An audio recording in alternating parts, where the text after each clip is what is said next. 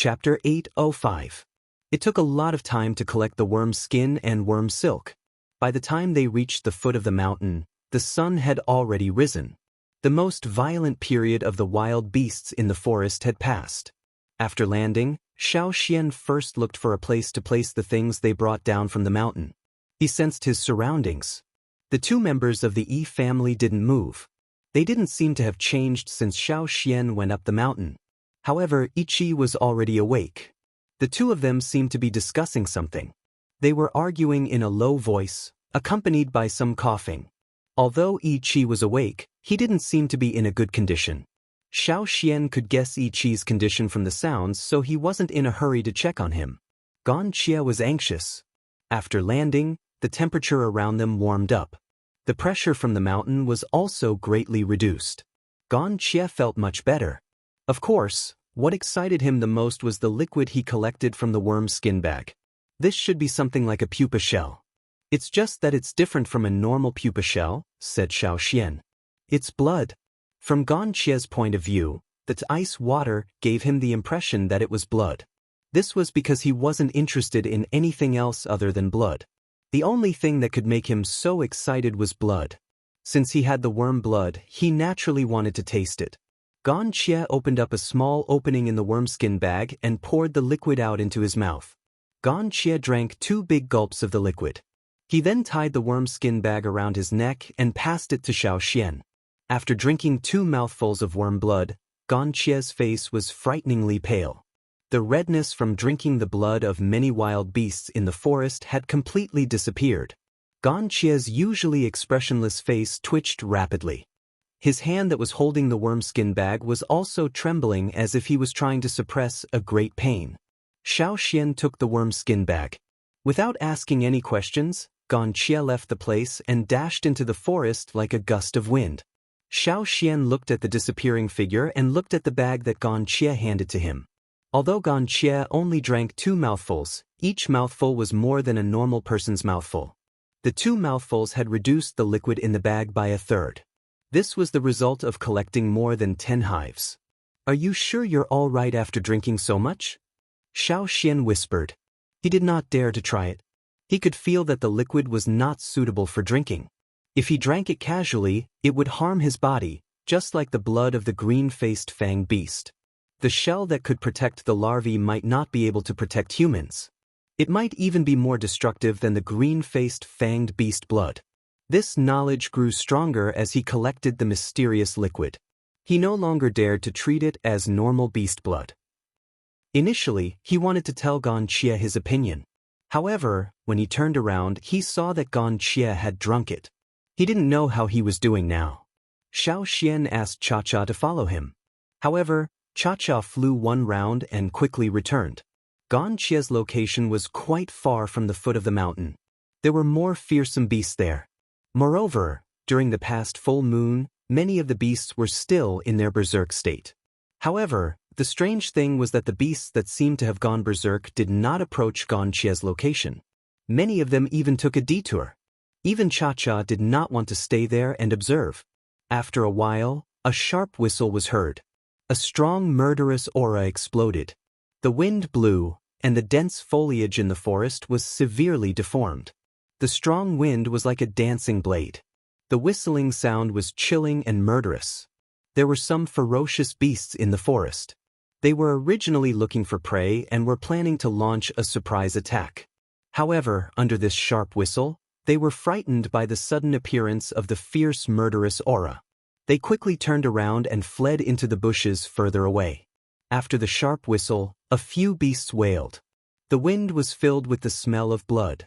The startled flock of birds quickly flew away, and the herd of beasts also retreated. In just a moment, the forest, which was originally violent because of the full moon, suddenly became quiet. Only the smell of blood and slaughter was left in the wind, as if there was a dangerous demon hidden in the forest. The feathers on Cha-Cha's neck stood up. It immediately flew into the sky. When it felt that it was not safe, it would fly high. This was a kind of instinct. The 8 slaves who were guarding Yi Zong and his companion were also on guard. They looked around nervously. 2 of them had the same bloodline as Yi Si's green mantis. The spines on their backs were sticking out because of fear and panic. What happened? This was what everyone was thinking. Xiao Xian could tell that the smell was Gan Xie's. However, the smell of blood was mixed with the smell of beast blood. It was definitely not the smell of a small number of beasts. With such a strong smell of blood, at least 10 beasts had been killed. Why did Gan Xie suddenly kill so many beasts? Did he replenish his food supply? That couldn't be right. If he only wanted to eat, he wouldn't have killed so many beasts. So, was it because of the bug blood? Just as Xiao Xian was about to go over to take a look, the wind gradually stopped. The pungent smell of blood also gradually dissipated. Actually, it wasn't that the smell of blood had dissipated. It was just that the wind had weakened. The smell of blood was no longer carried in this direction. After a while, Xiao Xian sensed that Gan Xie was coming over. He stopped and looked over. Not long after, Gan Xie walked out of the forest. His cloak was messy and there was a large amount of beast blood splattered on it. He looked like he had just crawled out of a battlefield. His footsteps were heavy. He looked like he was injured. As Gan Xie walked over, the murderous aura on his body gradually disappeared. When he looked over at Xiao Xian, his eyes were still red. However, because he had retracted his aura, the murderous aura had faded. "What's wrong?" Xiao Xian asked. "It's nothing. It's just a small change," Gan Xie replied. Xiao Xian looked at Gan Xie carefully. Although Gan Xie looked a little tired, the sickly paleness was gone. In fact, he looked more like a normal person. The red light in his eyes had completely disappeared. If one didn't look at the fresh blood on his body, he looked no different from a normal person. However, Xiao Xian felt that Gan Xie had changed a lot. This change was probably positive for Gan Xie. Otherwise, Gan Xie wouldn't be so obsessed with the mysterious bug blood. "Do you still want to drink?" Xiao Xian handed over the bag of bug skin that Gan Xie drank from. When they went down the mountain, they had agreed that Yanjiao would take a third of the liquid that Gan Xie collected. Therefore, there was still a third of the liquid left for Gan Xie to drink. Gan Xie didn't say anything. After taking the bag, he drank another mouthful. However, this mouthful was much smaller than the first 2 mouthfuls. He wasn't in a rush either. It seemed like he was just casually tasting the liquid. After drinking, Gan Xie paused for a moment. Then he handed the bag of bug skin back to Xiao Xian. "You can have the rest." "You're not drinking anymore?" Xiao Xian looked at Gan Xie in shock. He couldn't believe that Gan Xie could walk out of the forest alive after drinking the liquid. While he was waiting, he had already dipped his finger in a little bit of the liquid. He also knew that the liquid was something that Yanjiao people couldn't use. However, Gan Xie was an anomaly. He could handle things that other people couldn't handle. These things might be the kind of things that you guessed would be extremely useful for forging. "I can feel that it's similar to the green-faced fanged blood from your tribe," Gan Xie explained in detail. Gan Xie was better at distinguishing blood than Xiao Xian. Since he said so, Xiao Xian's guess was much more likely to be correct. "Is that all?" Xiao Xian didn't argue. He kept the bag of bug skin and tied it properly. Mu Yao had brought the royal city people here to search for the bug blood that the Gongjia ancestors had mentioned. It was a pity that before Mu Yao could find it, they were attacked by a group of giant mountain eagles. They didn't know how Mu Yao was doing, but perhaps they could find out more from the Yi family. The team that came all the way here to search for bug blood had suffered great losses. They were nowhere to be found and Xiao Xian had found them. According to Xiao Xian's plan, he wanted to bring Yi Zong and Yi Qi back to the tribe. He wanted to get more information from the Yi family. Perhaps they could tell him more about the use of bug blood. Unfortunately, one of them might not be able to hold on until then. Yi Qi's injuries were worse than Yi Zong's. Although the slaves had tried their best to save him, there was little effect. Yi Qi also had no intention of living. Not only that, he wanted to die here. Because if he lived, Xiao Xian would bring him to the Yanjiao tribe. Yi Qi didn't want to suffer such humiliation. Yi Qi hated Xiao Xian deeply. To him, Xiao Xian was just like Yi Xiang, a great threat to the Yi family. Even though they managed to escape from the broken boundary because of Xiao Xian, the scene of Xiao Xian smashing the giant tortoise into the boundary made Yi Qi choke. The sight of Xiao Xian made him want to vomit blood. When Xiao Xian arrived, Yi Qi was lying on the ground. Yizong was kneeling beside Yi Qi. 8 slaves stood guard around them. When he saw Xiao Xian, Yi Qi spat out another mouthful of blood. He glared at Xiao Xian and opened his mouth, but he still turned to look at Yizong. He raised his hand and grabbed Yizong's arm. His fingers were so tight that it looked like he wanted to break Yizong's arm. He stared at Yizong and said with all his strength, "You must do what you promised me. You must." Yizong nodded silently. Seeing this, Yi Qi roared towards the sky, using the last bit of strength he had left to vent the unwillingness in his heart. He was someone of high status in the Yi family and a respected master in the royal city. Who knew that he would end up like this? Yi Xiang's appearance was a huge blow to Yi Qi. He could still remember the helplessness and despair he felt when he faced Yi Xiang. Even though he was only one of 100 people in the formation and did not stand guard at the front like Yi Tuan and the rest, he still felt it strongly. Yi Qi knew very well what happened to the Yi family at the headquarters. That was why he could not accept it. He was even a little scared. He was worried that the Yi family's glory would end here, just like the tribes that disappeared with time. Yi Xiang aside, even this Yanjiao kid had dealt them such a huge blow. They even managed to escape from Yi Xiang's boundary only because of Xiao Xian. That sliver of hope in the midst of despair was created by the tribesmen he had always looked down on. It would be strange if he was happy. If Xiao Xian knew what Yi Qi was thinking, he would have scoffed. The Yi family was used to being arrogant, thinking that everyone was inferior to them. Xiao Xian ignored Yi Qi's resentment that Xiao Xian broke the Yi family's ancestral oracle and used the giant tortoise to break the boundary. Nonsense. If he did not borrow the tortoise shell, was he supposed to break the boundary with his bare hands? How painful would that be? How tiring would that be? It was already tiring enough to support the fire giant. Of course he had to choose the most efficient way to get out of this predicament. What were the first 2 skills that had been passed down from their ancestors to the present day that were recognized by the tribesmen? One was fire, and the other was a tool. Only idiots would not use the tools they had. Thankfully, Xiao Xian did not know what Yi Qi was thinking and did not say it out loud. If Yi Qi heard Xiao Xian's reply, he would have spat out more blood before he died. Yi Qi breathed his last. The Yi family had a tradition of choosing their own graves and did not insist on being buried at the Yi family headquarters. Moreover, the royal city was not the ancestral land of the Yi family. In terms of feelings, the Yi family did not have as much attachment to the royal city as the Ji family. After all, the Ji family had many farms and valleys. The Yi family only needed to bring their own divination tools and did not have a strong sense of belonging to the royal city. When Yi Qi felt that he could not hold on for much longer, he had already negotiated with Yizong. 2 of his 4 slaves would be buried with him while the other 2 would follow Yizong. Yizong found a place near the mountains to bury Yi Qi. Yizong did not need to do anything for the other 2 slaves buried with him.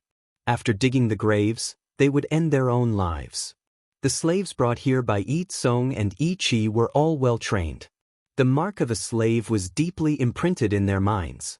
They would never betray their masters.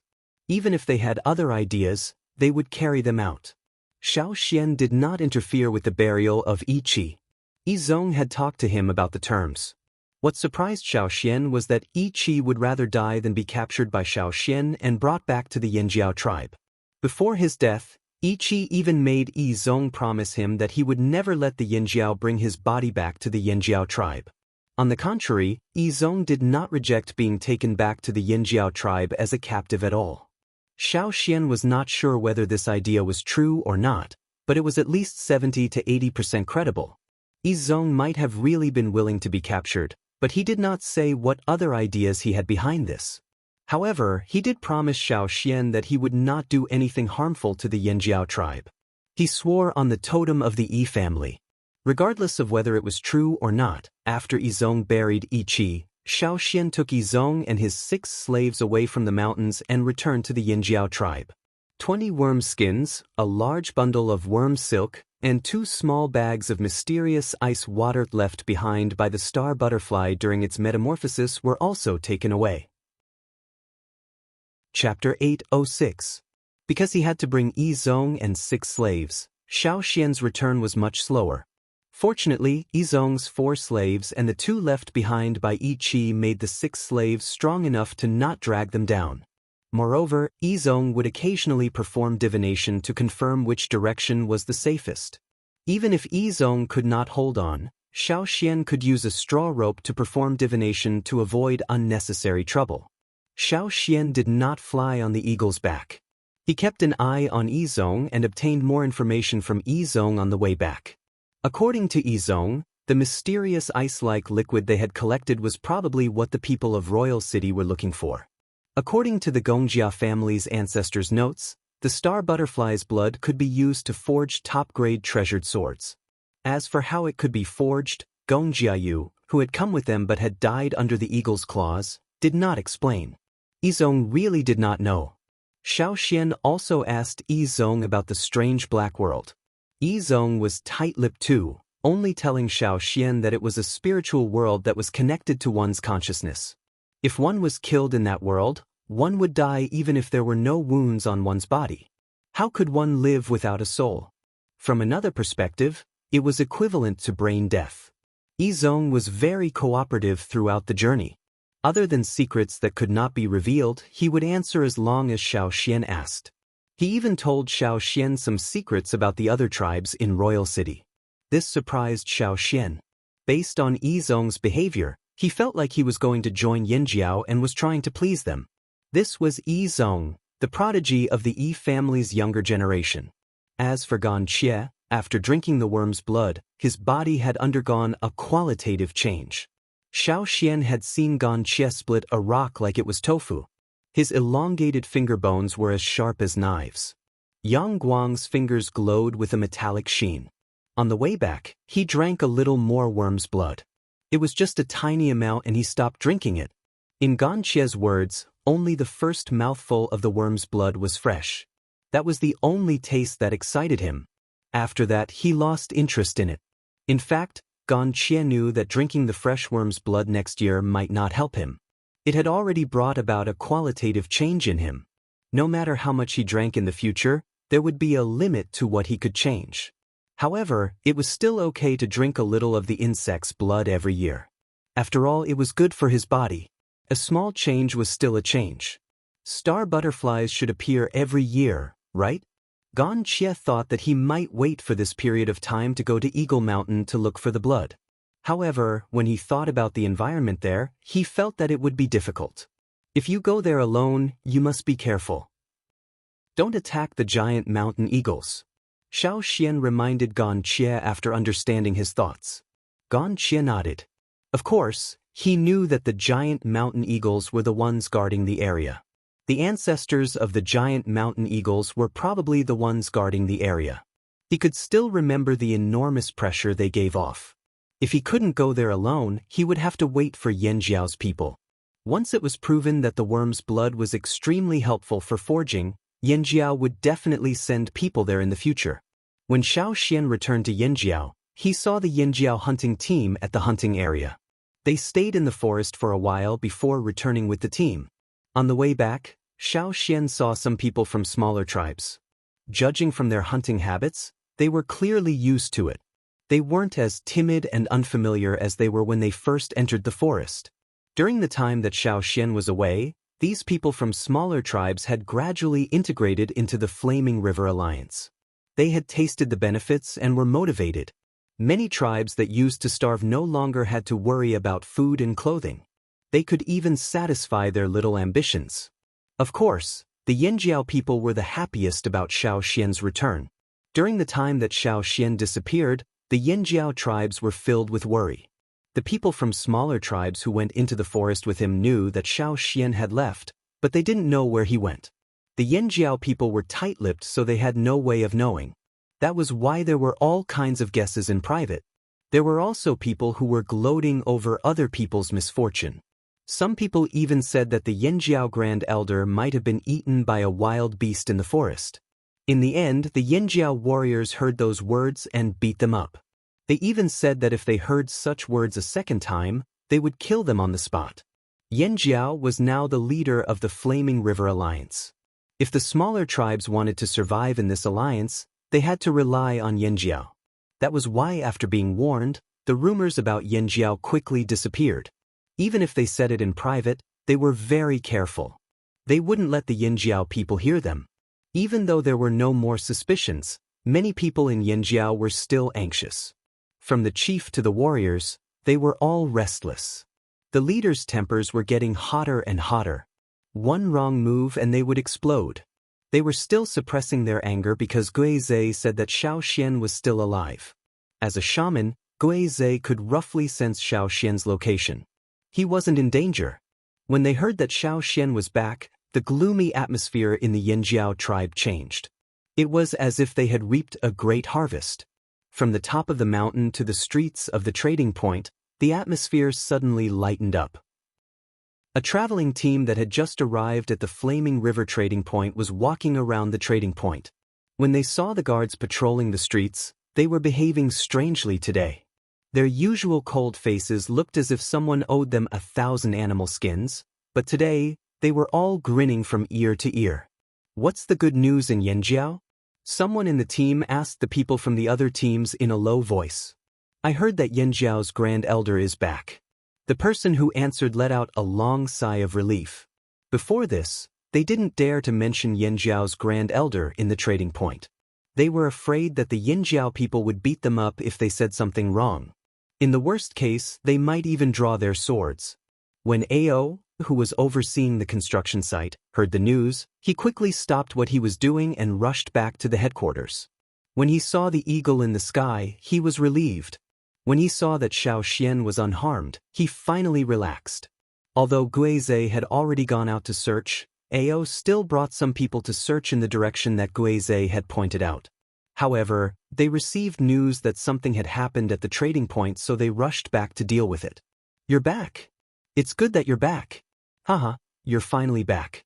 If you didn't come back soon, I would have thought that something had happened to you." Duo Kong strode over and gave Xiao Xian a bear hug. Then he patted Xiao Xian's shoulder with all his might. Before this, he wouldn't have said this. When Duo Kong heard that something had happened to Xiao Xian, he would also act like the other Yanjiao people and beat the person who said this. However, now that Xiao Xian had returned safely, he didn't have to worry about it anymore. On the mountain, Gigu and Guizhe, as well as the 2 retired shamans, went down the mountain to welcome them. They were happy that Xiao Xian had returned safely. The tribe was where it was today because of Xiao Xian. However, after the initial excitement, they noticed that out of the 7 people that Xiao Xian had brought back, the other 6 were obviously slaves. The one in the middle was probably the target. "Is he the Yi family member you mentioned?" Gigu asked Xiao Xian. "Yes, Yi Zong from the Yi family," Xiao Xian said. "Yi Zong from the Yi family?" Zheng Luo, who had just arrived, glanced at them sharply. The 6 slaves guarding Yi Zong immediately tensed up. The Yanjiao people around them were too hostile, and many of them were strong. If a fight really broke out, the 6 of them wouldn't be able to protect Yi Zong. "Is there a problem with Yi Zong from the Yi family?" "No, Yi Zong from the Yi family. The Yi family member from the royal city team that hunted us back then." Duo Kang's smile immediately faded when he heard that Xiao Xian had returned. He stared at Yi Zong with a murderous glare that wasn't much weaker than Zheng Luo's. Duo Kong gritted his teeth when he thought about how they were hunted down when they migrated. If Xiao Xian hadn't brought them across the sea, it was hard to say how many of them would have survived. It was even possible that all of them would have been wiped out.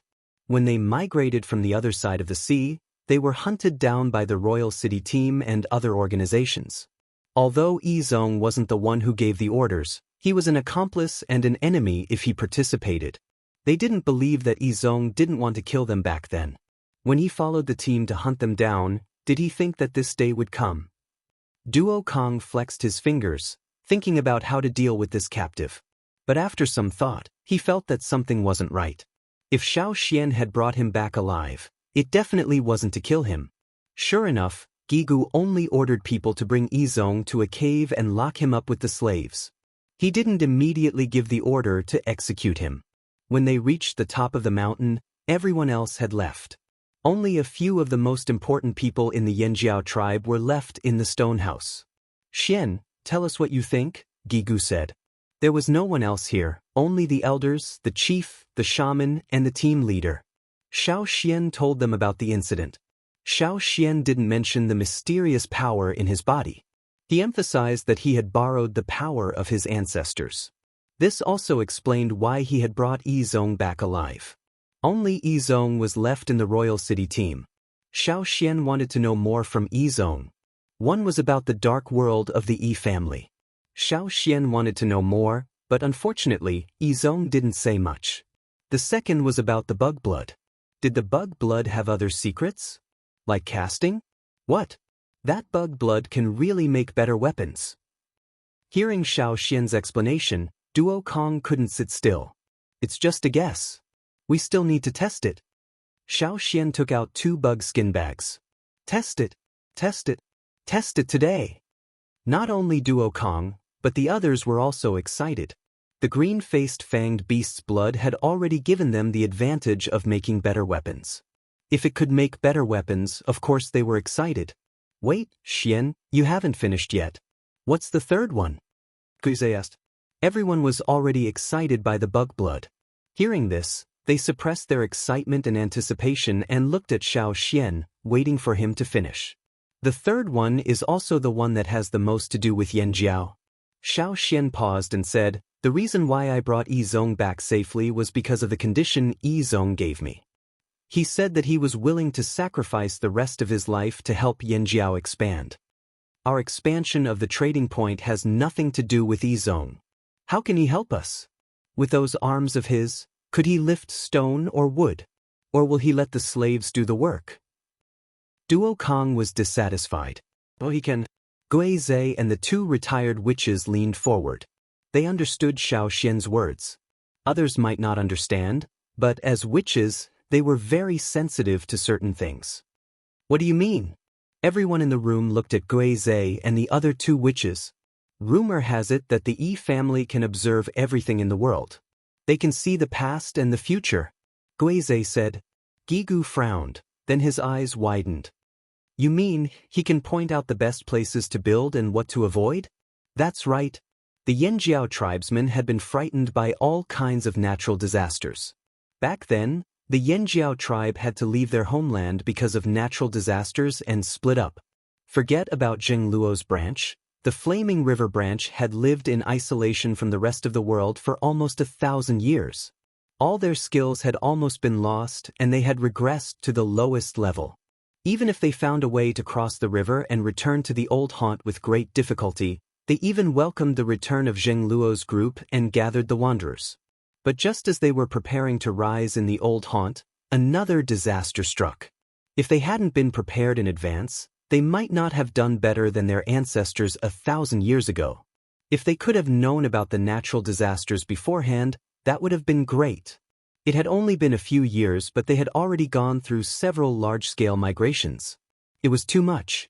The tribesmen respected and feared the heavens. Can the Yi family be trusted? Duo Kong was still doubtful.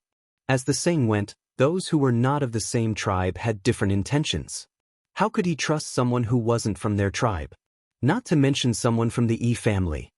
The Yi family can be trusted, Zhengluo said. Since he swore on the Yi family totem, then Yizong should be a man of his words. If that's the case, then we can spare his life. Duo Kong didn't insist on taking Yizong's life. Their tribe was the most important thing. But the problem is he doesn't want his own life, Xiao Xian said. What?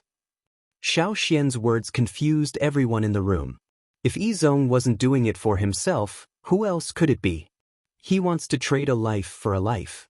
As for whose life, he didn't mention it. He only said that he wanted to talk to us after our discussion. Xiao Xian repeated Yizong's words. Trade a life for a life? Who did he want to save? The Yanjiao people discussed at the top of the mountain for a long time before leaving. After Xiao Xian went down the mountain, he went to the trading point to check on the progress of the expansion. Because of Xiao Xian's disappearance, the expansion wasn't progressing very quickly. Hey, Xiao Xian. As soon as Xiao Xian went over, he was stopped by EC. EC had been waiting here. He couldn't go to the Yanjiao headquarters, so he waited here. I heard you brought back a few captives?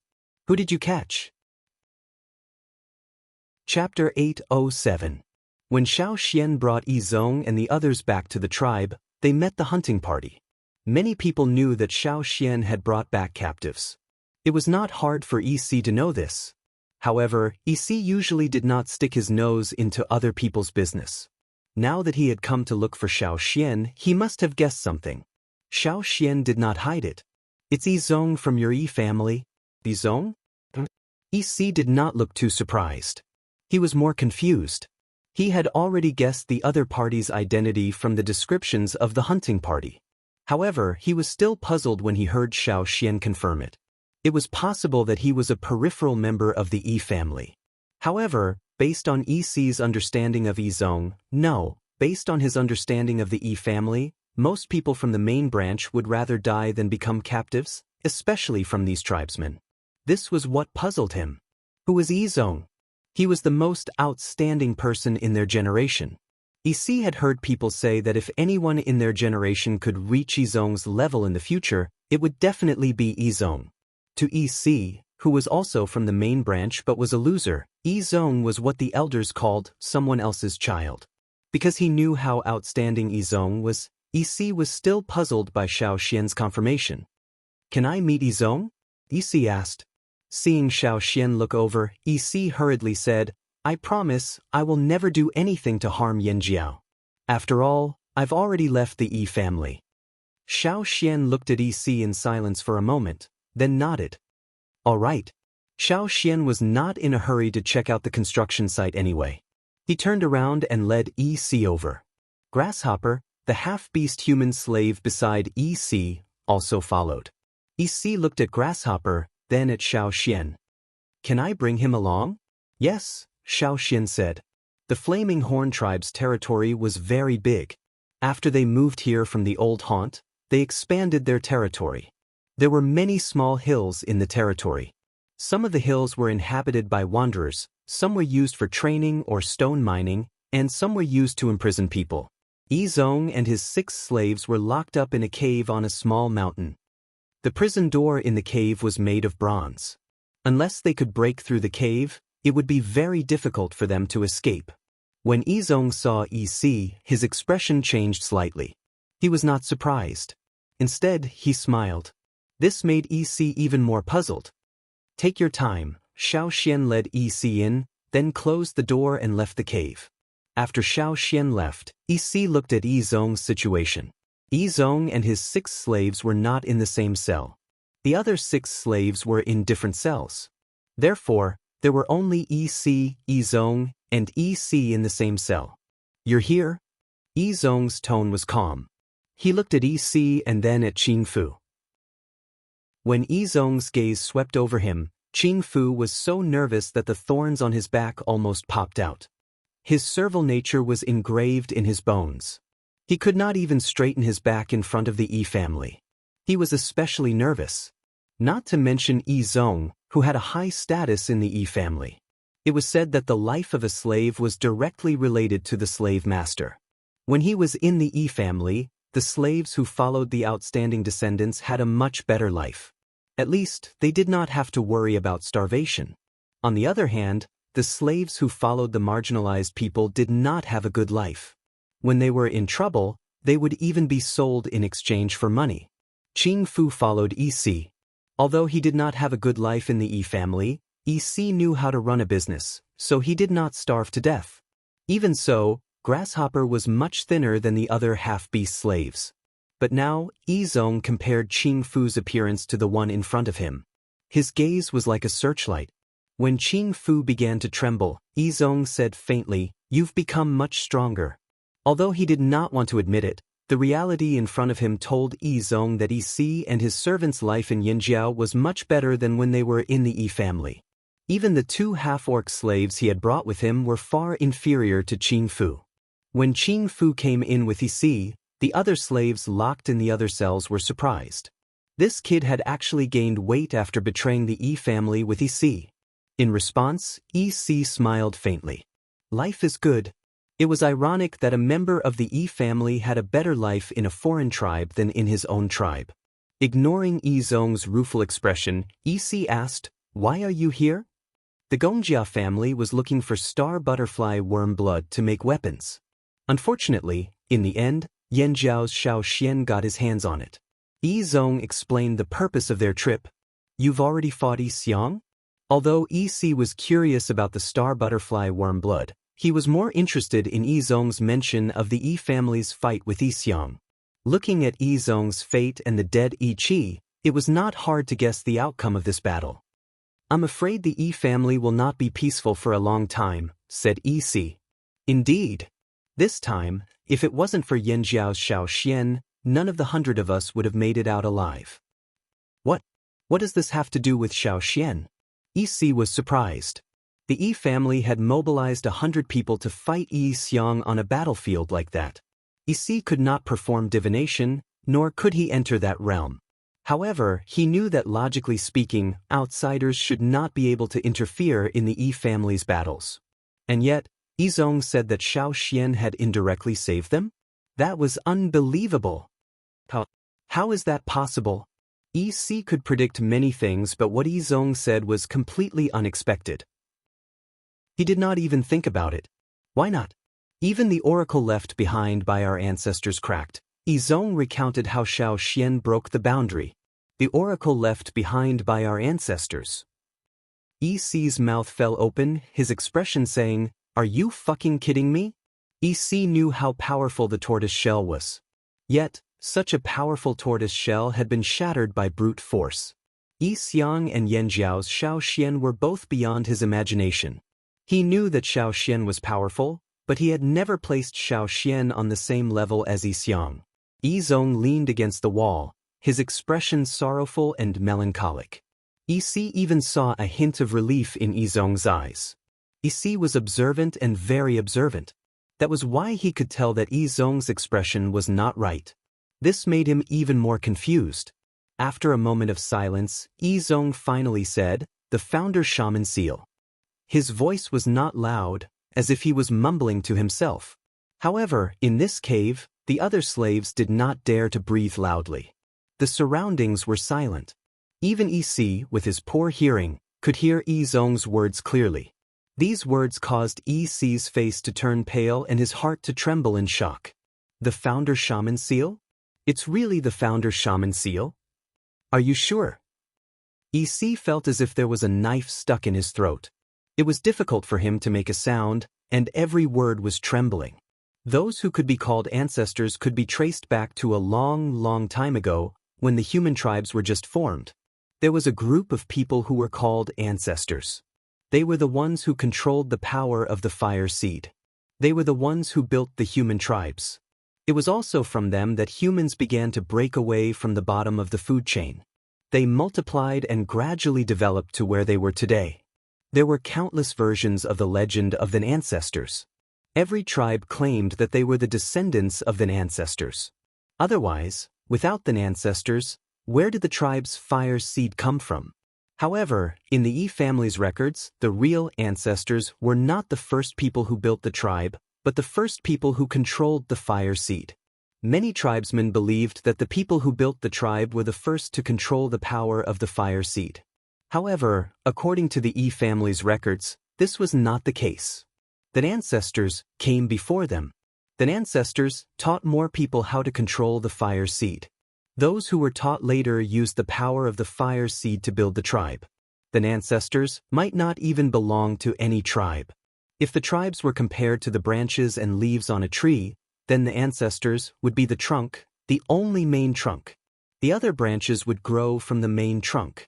In the Yi family's records, there was limited information that could be passed down. This was because the Yi family had many special ways of passing down information and preserved more of the history. In the limited records that were passed down, there was no mention of what the ancestors looked like, how many of them there were, or how they discovered and controlled the power of the fire seed. Among the preserved images, the most obvious one was the cross-shaped works pattern, which was also known by the Yi family as the ancestor witch seal. Legend had it that the appearance of the ancestor witch seal was accompanied by the appearance of witches. Therefore, the ancestor witch seal was a representation of the ancestor witch. Everyone who knew about the ancestor witch seal was in awe of that pattern. This was also why even Yi Xiong could not remain calm when he saw the ancestor witch seal appear where Xiao Xian was. Just as Yi Si's heart was in turmoil, Yi Zong asked again, "Do you think the ancestor witch is still alive?" This alive did not necessarily mean alive in the eyes of the Yi family. Even if the body did not exist, it was not completely dead. The Yi family acknowledged the existence of souls.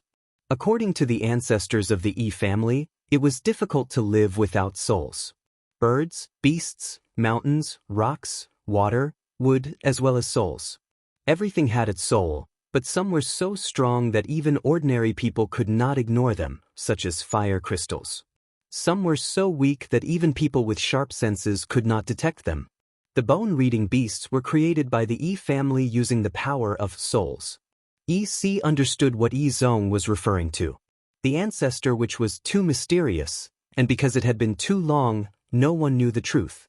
Then, even if the ancestor witch's body was destroyed, would her soul still exist? Yi Si could not answer. That was beyond his ability to predict. After a moment of hesitation, Yi Si asked, "Didn't you have a good talk with Xiao Xian?" "Good talk?" Yi Zong smiled bitterly. If he had known, he would not have been in such dire straits. When he thought about how he had followed the royal city's army to hunt down the Yanjiao tribe, Yi Zong felt like he had lost decades of his lifespan. Then, he thought about how Yi Tuan had wanted to use Xiao Xian as bait to sacrifice Xiao Xian so that they could escape. In the end, Xiao Xian had smashed their oracle. Although the outcome had been beneficial to both sides, Yi Zong felt helpless every time he thought about it. The enmity had existed for a long time, so if he wanted to resolve it and make the Yanjiao agree to spare his life, he would have to sacrifice more. Without waiting for Yi Zong's reply, Yi Si asked again, "Is this why you were willing to come here as a captive?" Yi Zong smiled but did not speak. However, Yi Si had already guessed Yi Zong's choice from his expression. If Xiao Xian had been an ordinary tribesman, Yi Zong would have done the same. He would have dug a hole and buried himself. He would rather die than become a captive. At this moment, Yi Zong suddenly looked in a direction, his eyes flashing. "The people I've been waiting for have arrived." Chapter 808. In the forest outside the trading point, a group of people was waiting on a path that had been opened up in the forest. An eagle flew past in the sky. The traveling teams looked at the Yanjiao people curiously. They didn't know why these Yanjiao people were here, but looking at the eagle in the sky, those who were familiar with the trading point knew that the Yanjiao people must be here for something important. Otherwise, this eagle wouldn't have appeared here. The traveling teams were curious, but they didn't want to be implicated. If something really happened and a fight broke out, they wouldn't even have time to cry if they were accidentally injured. Therefore, some of the teams only glanced in that direction a few times before taking a detour. Xiao Xian sat on the back of the eagle and looked in a direction in the distance. He'd heard the conversation between Yi Si and Yi Zong in the cave that day. There hadn't been anyone else at the cave entrance at that time, so he'd moved the people who had been guarding the cave entrance away. Xiao Xian was very curious about the founder shaman seal that Yi Zong had mentioned, because it hadn't been recorded in the Yanjiao ancestors' notes. Of course, it could also be that the Yanjiao tribe had been through multiple migrations, and the tools used to pass it down were limited, so it couldn't be passed down to this day. Xiao Xian's ability to come to this world clearly had something to do with the founder shaman seal. However, Xiao Xian still couldn't figure out why the founder shaman seal had appeared on him. Perhaps it was because of that stone, or perhaps it was because of something else. And now, he'd brought a team of Yanjiao warriors here to wait for the person that Yi Zong had been waiting for all this time. After Yi Zong had spoken to Yi Si that day, he'd told Xiao Xian that the person he'd been waiting for was coming. Yi Zong hadn't been willing to say much all this time because he'd been waiting for this day. Xiao Xian looked ahead and focused his gaze. He raised his hand and patted Cha-Cha, indicating for it to fly over. A little further away from the trading point, a tall figure was shuttling through the forest. Because his body was much larger than a normal person's, the gaps between the trees in the forest were not enough for him to walk through. Therefore, even though he tried his best to walk through the open space, he still couldn't avoid bumping into branches or tree trunks. However, that person didn't care. He directly broke the tree in front of him and raised his large hand to push aside some vines and branches. His entire person looked very clumsy, but his movements didn't seem to be slow. His footsteps were very hurried. Some of the small beasts in the surroundings had already fled upon hearing the sound. In the forest, there were many bloodstains on that person's greenish-gray skin. There were many wounds from sharp and blunt weapons. That person raised his hand to wipe the sweat and blood off his face. His beast-like eyes stared straight ahead as he ran quickly. While running, that person would also intentionally use his hands to block the branches that were pushed away and bounced back to prevent those branches from hitting behind him. Suddenly, the green-gray figure paused, and the killing intent in his eyes soared. He raised his head and stared at the sky, one hand shielding his back. Whoosh! A giant eagle flew across the sky and circled above the forest. Then, a figure jumped down from above and landed on the grass not far from that person with a bang. The ground instantly caved in, forming a pit with a diameter of more than a meter. Bits of grass flew everywhere. Xiao Xian looked at the person not far away. The other party was a half-beastman about the same size as Grasshopper. Probably because of the long journey, his body was thinner than Grasshopper's. His gloomy eyes stared vigilantly at Xiao Xian. The muscles all over his body were as tense as stone.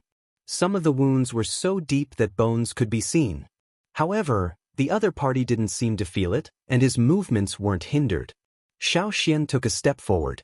Crack, crack, crack, crack. Many bone spurs protruded from the other party's back, trembling as they made sounds. This was a warning and also a threat. His originally ferocious appearance became even more ferocious. The other party turned sideways, one hand with sharp claws in front of his body in a defensive posture, and the other hand behind his back. Grasshopper? Xiao Xian looked at the half-beastman slave not far away and called out. Grasshopper stared at Xiao Xian with his beast-like eyes, and a trace of doubt flashed in his eyes. Although the other party didn't admit it, judging from the other party's reaction, it should be him.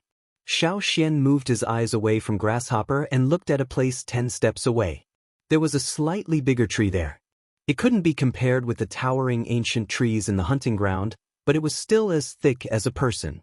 Grasshopper? There was no response from the other side. Xiao Xian wasn't in a hurry, and waited quietly. After a few breaths, a short and thin figure walked out from behind the tree. There were many stripes on his bare skin, like the camouflage of a beast. It was suitable for sneak attacks in the forest. The short and thin figure walked quickly to Grasshopper's side like a shadow. The running sound wasn't loud, like the flapping of an insect's wings. "Who are you?" Grasshopper asked. Xiao Xian didn't answer directly, but raised his hand and threw a jade stone over there. It was the jade stone used by Yizong for divination. It was also the certificate given by Yizong before Xiao Xian came to pick him up. The short and thin Grasshopper caught the jade stone and looked at it carefully. His vigilant face relaxed a little, and a little joy appeared on his face. Grasshopper, who was standing next to Grasshopper, didn't hide his excitement. Master's divination stone. Xiao Xian looked around again. Just the two of you? Where are the other 8 people? He could recognize the 2 slaves according to Yizong's description, but Yizong said that he had sent 10 slaves to escort, and now he only saw Grasshopper and Grasshopper. Oh. The joy on Grasshopper's face faded. Of the 10 slaves, only the 2 of them were left alive. If they had waited a little longer, Grasshopper might not have survived. They had encountered too many dangers along the way. They didn't have the ability to predict good or bad luck like the Yi family, so it was naturally much more difficult. Even EC, who didn't know divination, could make judgments based on the environment. Therefore, although EC and Grasshopper were only master and servant, it was much easier for them than for Grasshopper and Grasshopper. Grasshopper and Grasshopper were complete strangers to this continent. They didn't understand the language, so it was even more difficult for them. "Where's your little master?" Xiao Xian looked at Grasshopper and asked. Grasshopper looked at Xiao Xian and then at Grasshopper, but didn't move. He wasn't very smart. It was Grasshopper who made decisions between them. If they encountered an irresistible danger, Grasshopper and not Grasshopper would be the one to stay behind as a meat shield. If Grasshopper was alive, he could take the little master further away. But if Grasshopper was alive, he would probably be killed soon. This was also the reason why Grasshopper had more injuries. Greetings to the little master. Grasshopper didn't let down his guard against Xiao Xian. Xiao Xian didn't care. He could feel a life force behind Grasshopper. As long as he was sure the little master was alive, it was fine. Follow me. Xiao Xian turned and walked back to the tribe. Grasshopper looked at Grasshopper. Grasshopper followed him, so he also followed. On Grasshopper's back, there was something woven from vines. It looked like a shell. Inside the shell, there was a basket with a baby in it. It was Yizong's half-year-old son. It wasn't easy to bring a half-year-old baby from the royal city to here. Xiao Xian brought Grasshopper and Grasshopper to the cave where Yizong was locked up. For several days, Yizong had been doing divination. No one knew what he saw, but they saw more and more white hair on Yizong's temples. Yizong's eyes were red, and his hands trembled as he took his son. There were some secret recipes that were specially made for long journeys. They could be fed to babies, and they could also let them sleep after eating without affecting the journey. Therefore, when they arrived in front of Yizong, the baby, who was protected by the slaves, was still sleeping peacefully. When Yizong left the Yi family, his son hadn't been born yet. However, before he left, he did a divination once. After discussing it with his wife, he made a few plans. If something happened to the Yi family, he would send the child away. The other members of the Yi family didn't know that Yizong, who had reached a bottleneck in his divination, actually did a divination before leaving the Yi family.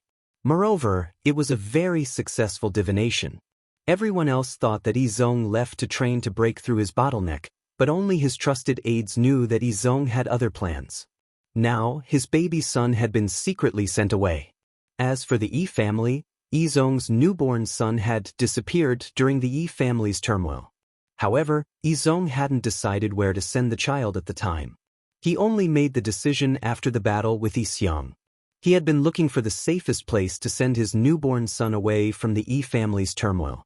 After all, it was very difficult for such a young child to survive in the chaos of the Yi family.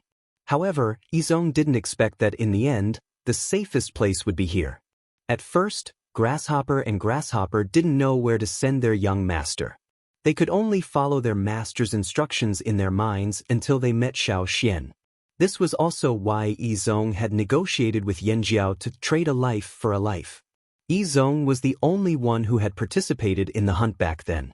The child was innocent, but to many people, no matter who it was innocent. They had always insisted on eliminating the root of the problem. In order to make Yanjiao accept his son, Yizong had decided to use up his lifespan and almost all of his life's energy in advance to plan for Yanjiao's expansion. This was the greatest sincerity he could show to Yanjiao. This condition was hard for the higher-ups of the Yanjiao tribe to reject. Yanjiao's elders, chiefs, and shamans had all agreed to Yizong's conditions. As long as he didn't do anything that would harm Yanjiao's interests, they would allow Yizong's son to live on Yanjiao's territory. Yizong handed his son to Yi, who was standing next to him. Please. In Yanjiao's territory, the only person Yizong truly trusted was Yi. Even though Yi had left the Yi family, Yi was still a member of the Yi family, a member of the main branch of the Yi family. Yi reluctantly took over this burden. He felt that his life in the future would not be as carefree as it used to be. As a stay-at-home dad, he had to take care of the lives of 8 slaves. Didn't you say you haven't named him yet? Have you thought of a name yet? Yes. Yizong's eyes flashed like a firefly in the dark night. He said word by word, Su, my son's name is Su. Yi's eyelids twitched. He stared at Yizong. In the Yi family's dictionary, Su was a staff. What did Yizong mean by this name? Who was the one who wanted the staff, and who was the one who held it? Yi felt that Yizong was playing a very big game of chess. This game of chess was not targeted at Yanjiao, but at the Yi family. What exactly had Yizong seen in his divination over the past few days? Yi could not get an answer from Yizong. After arranging Yi and the 8 slaves, Yizong began to fulfill his promise to Yanjiao. Yizong knew that the more benefits he brought to Yanjiao, the better Yisu's life in Yanjiao would be. Just like Yi, he would become an ordinary person living in Yanjiao's territory. Yizong did not understand why he trusted Yanjiao's promises so much. Perhaps it was Xiao Xian's ancestor shaman seal that eliminated all his worries. Rumor had it that the Yi family's ancestor was the first person to be taught how to control a fire seed by an ancestor. The Yi family's fire seed was the second fire seed in the world to be controlled by a human being. That was why the Yi family's fire seed had the same white color as the ancestor's fire seed. For the next 10 days, Yizong did not stop. Yizong told Yanjiao where to dig wells, where to build tall buildings, and where to dig cellars. He even told Yanjiao about the severe natural disasters that might occur at some point in the future. He did not sleep or rest for 10 days and nights. Even Yanjiao's people advised him to rest. Unfortunately, Yizong did not stop. He was like a torch that emitted its last light, trying his best to finish what he wanted to do before the flame burned out. However, there was a limit to one's strength. After 10 days, Yizong had turned from a high-spirited young man into an old man with one foot in the grave. His hair was white, and his face was like tree bark. "You will fulfill your promise, right?" Yizong asked the Yanjiao's people as he sat in a wooden house on the mountain that Yanjiao's people had arranged for him. "We will." Gigu did not say much and only answered seriously. He did not like Yizong, but he had to admit that he admired Yizong. Yizong looked at Xiao Xian. When he saw Xiao Xian nod, he finally relaxed. Yizong did not have much time left. He wanted to talk to Yi in his last moments. After the Yanjiao's people left the wooden house, Yizong said, "I think I understand why Yi Xiang is doing this." Yi looked at Yizong in surprise. He did not understand why Yizong would think that. The Yi family has been sick for a long time. "They are sick to the core," Yizong said slowly in his old voice. The Yi family was sick. They were no longer the Yi family at their peak. That was why Yi Xiang did not care, and even wanted to destroy them. It had nothing to do with the grudges that everyone thought they had. Since they were a bunch of trash, what harm was there in destroying them? That was probably what Yi Xiang was thinking. As for why Yi Xiang waited until now to act, perhaps he was waiting for an opportunity. Within the Yi family, the main branch and side branches were drifting apart. The difference in thinking was getting bigger.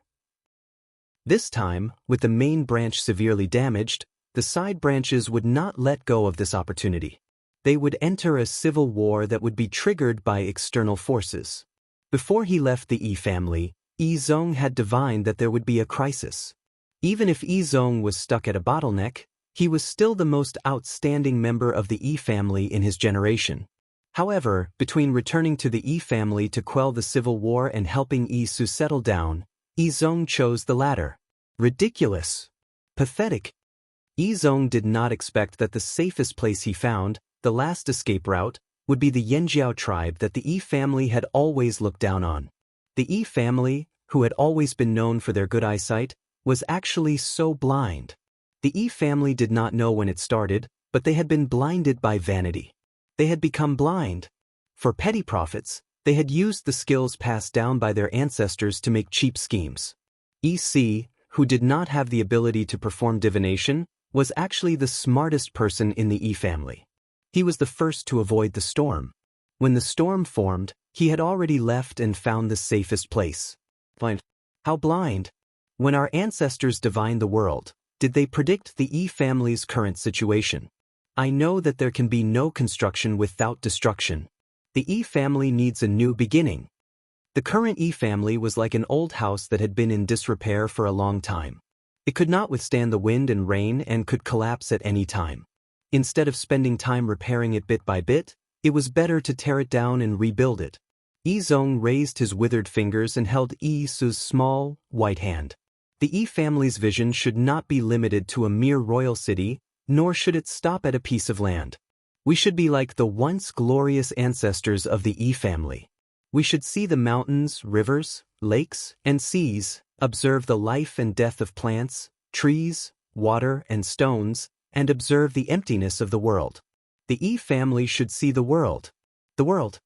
Yizong roared with all his might. This was his last venting before his death. Every word seemed to be filled with blood. Isi's heart also ached when he heard this. How could he not know the current state of the Yi family? If he had not been so disappointed, why would he have left his tribe and come here to seek survival? 2 lines of tears flowed down Yi Zhong's withered face. If he could wake more people up with this strategy, everything he had done would not have been in vain. His only regret was that he would not be able to see that day. Yi Zhong looked at Isi. If possible, I hope he can follow that person. That's very difficult. Isi understood that Yi Zhong wanted Yi Su to follow Xiao Xian.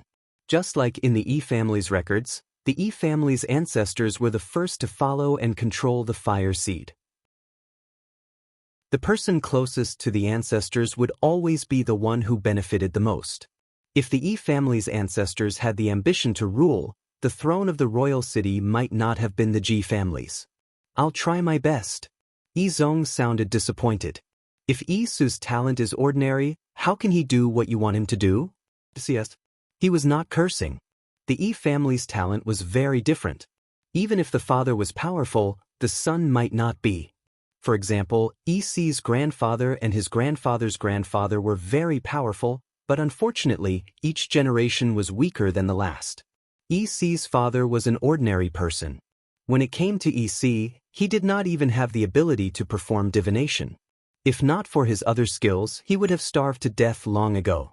Yi Zhong was the genius of their generation, but Isu's talent might not be the same. Even if Isi's divination skills were strong, he could not predict Isu's future. He can? Yi Zhong's gaze was resolute. Isi did not know why Yi Zhong was so sure. Perhaps Yi Zhong saw something in his divination, or perhaps it was Yi Zhong's own obsession. Isi could not see clearly and could not guess accurately. The more outstanding a member of the Yi family was, the more abilities they had, and the harder it was to predict. This was why outsiders thought that the Yi family was full of crazy people when they looked at the Yi family. Yi Zhong did not say anything else.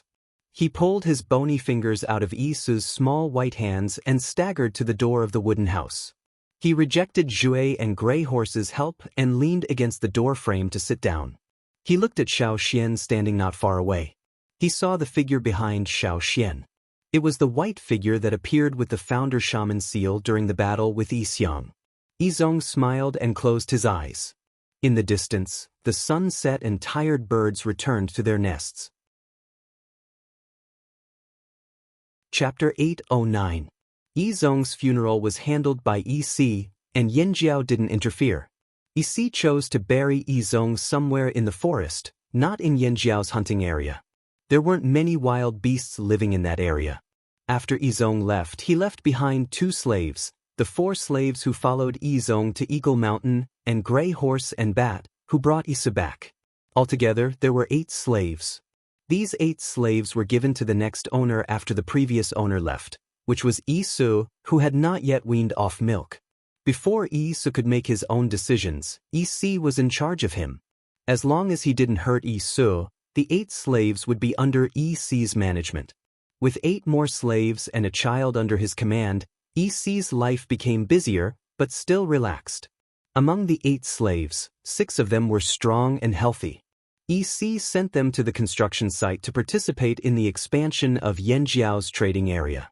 They worked as coolies, and not only did they get to eat, they could also bring more food back to lighten the burden.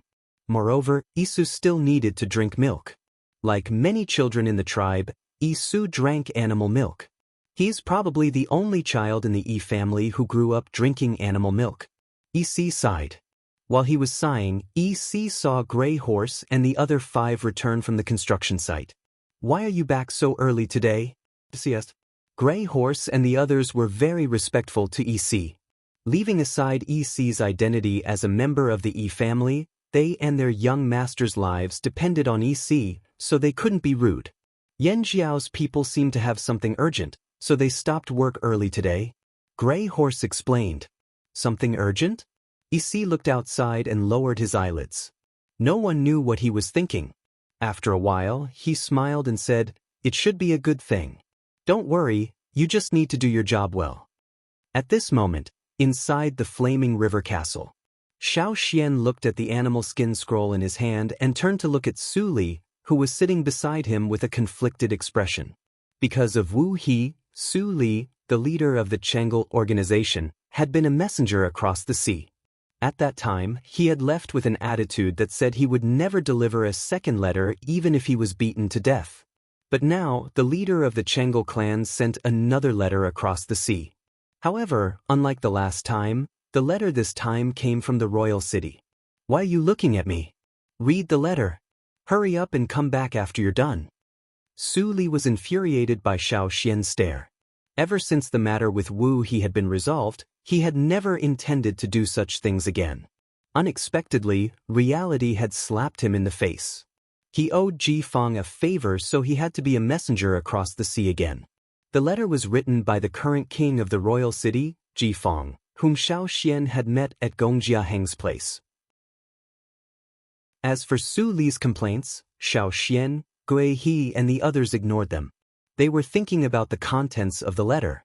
Ji Fang hoped that they could maintain a peaceful relationship with Yanjiao for the time being and not interfere with each other. Yanjiao was currently expanding and the royal city was in chaos. Rock Hill City was not as crazy as before, but the Yi family's incident in the royal city had disrupted the balance. Ji Fang was very busy. That was why Ji Fang hoped that Yanjiao would not do anything to the royal city for the time being.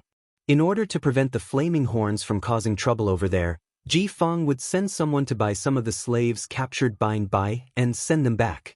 Ji Fang asked Xiao Xian to list out the names of the tribes in the flaming river basin when he replied to the letter.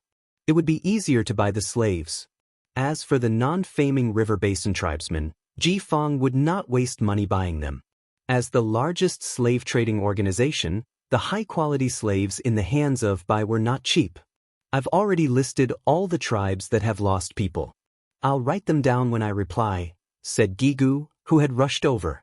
But Gigu had other ideas, but there were outsiders here, so he could not say more. The Yanjiao people in the room all looked at Su Li, who was sitting there impatiently. With so many pairs of eyes staring at him, Su Li couldn't ignore it even if he wanted to. What? You still want to discuss?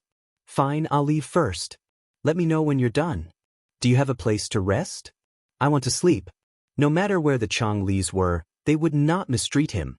Even if Su Li had to wait, he would wait in a comfortable place.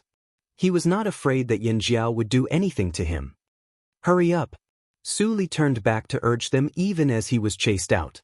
There were no outsiders left. Only Xiao Xian, Gigu, Jingluo and Ao were left in the room. Do you all believe what they say? Asked Jingluo. He didn't believe it. No matter what you said, Jingluo never had a good impression of the people there. Back then, the people from King City had tried to kill them.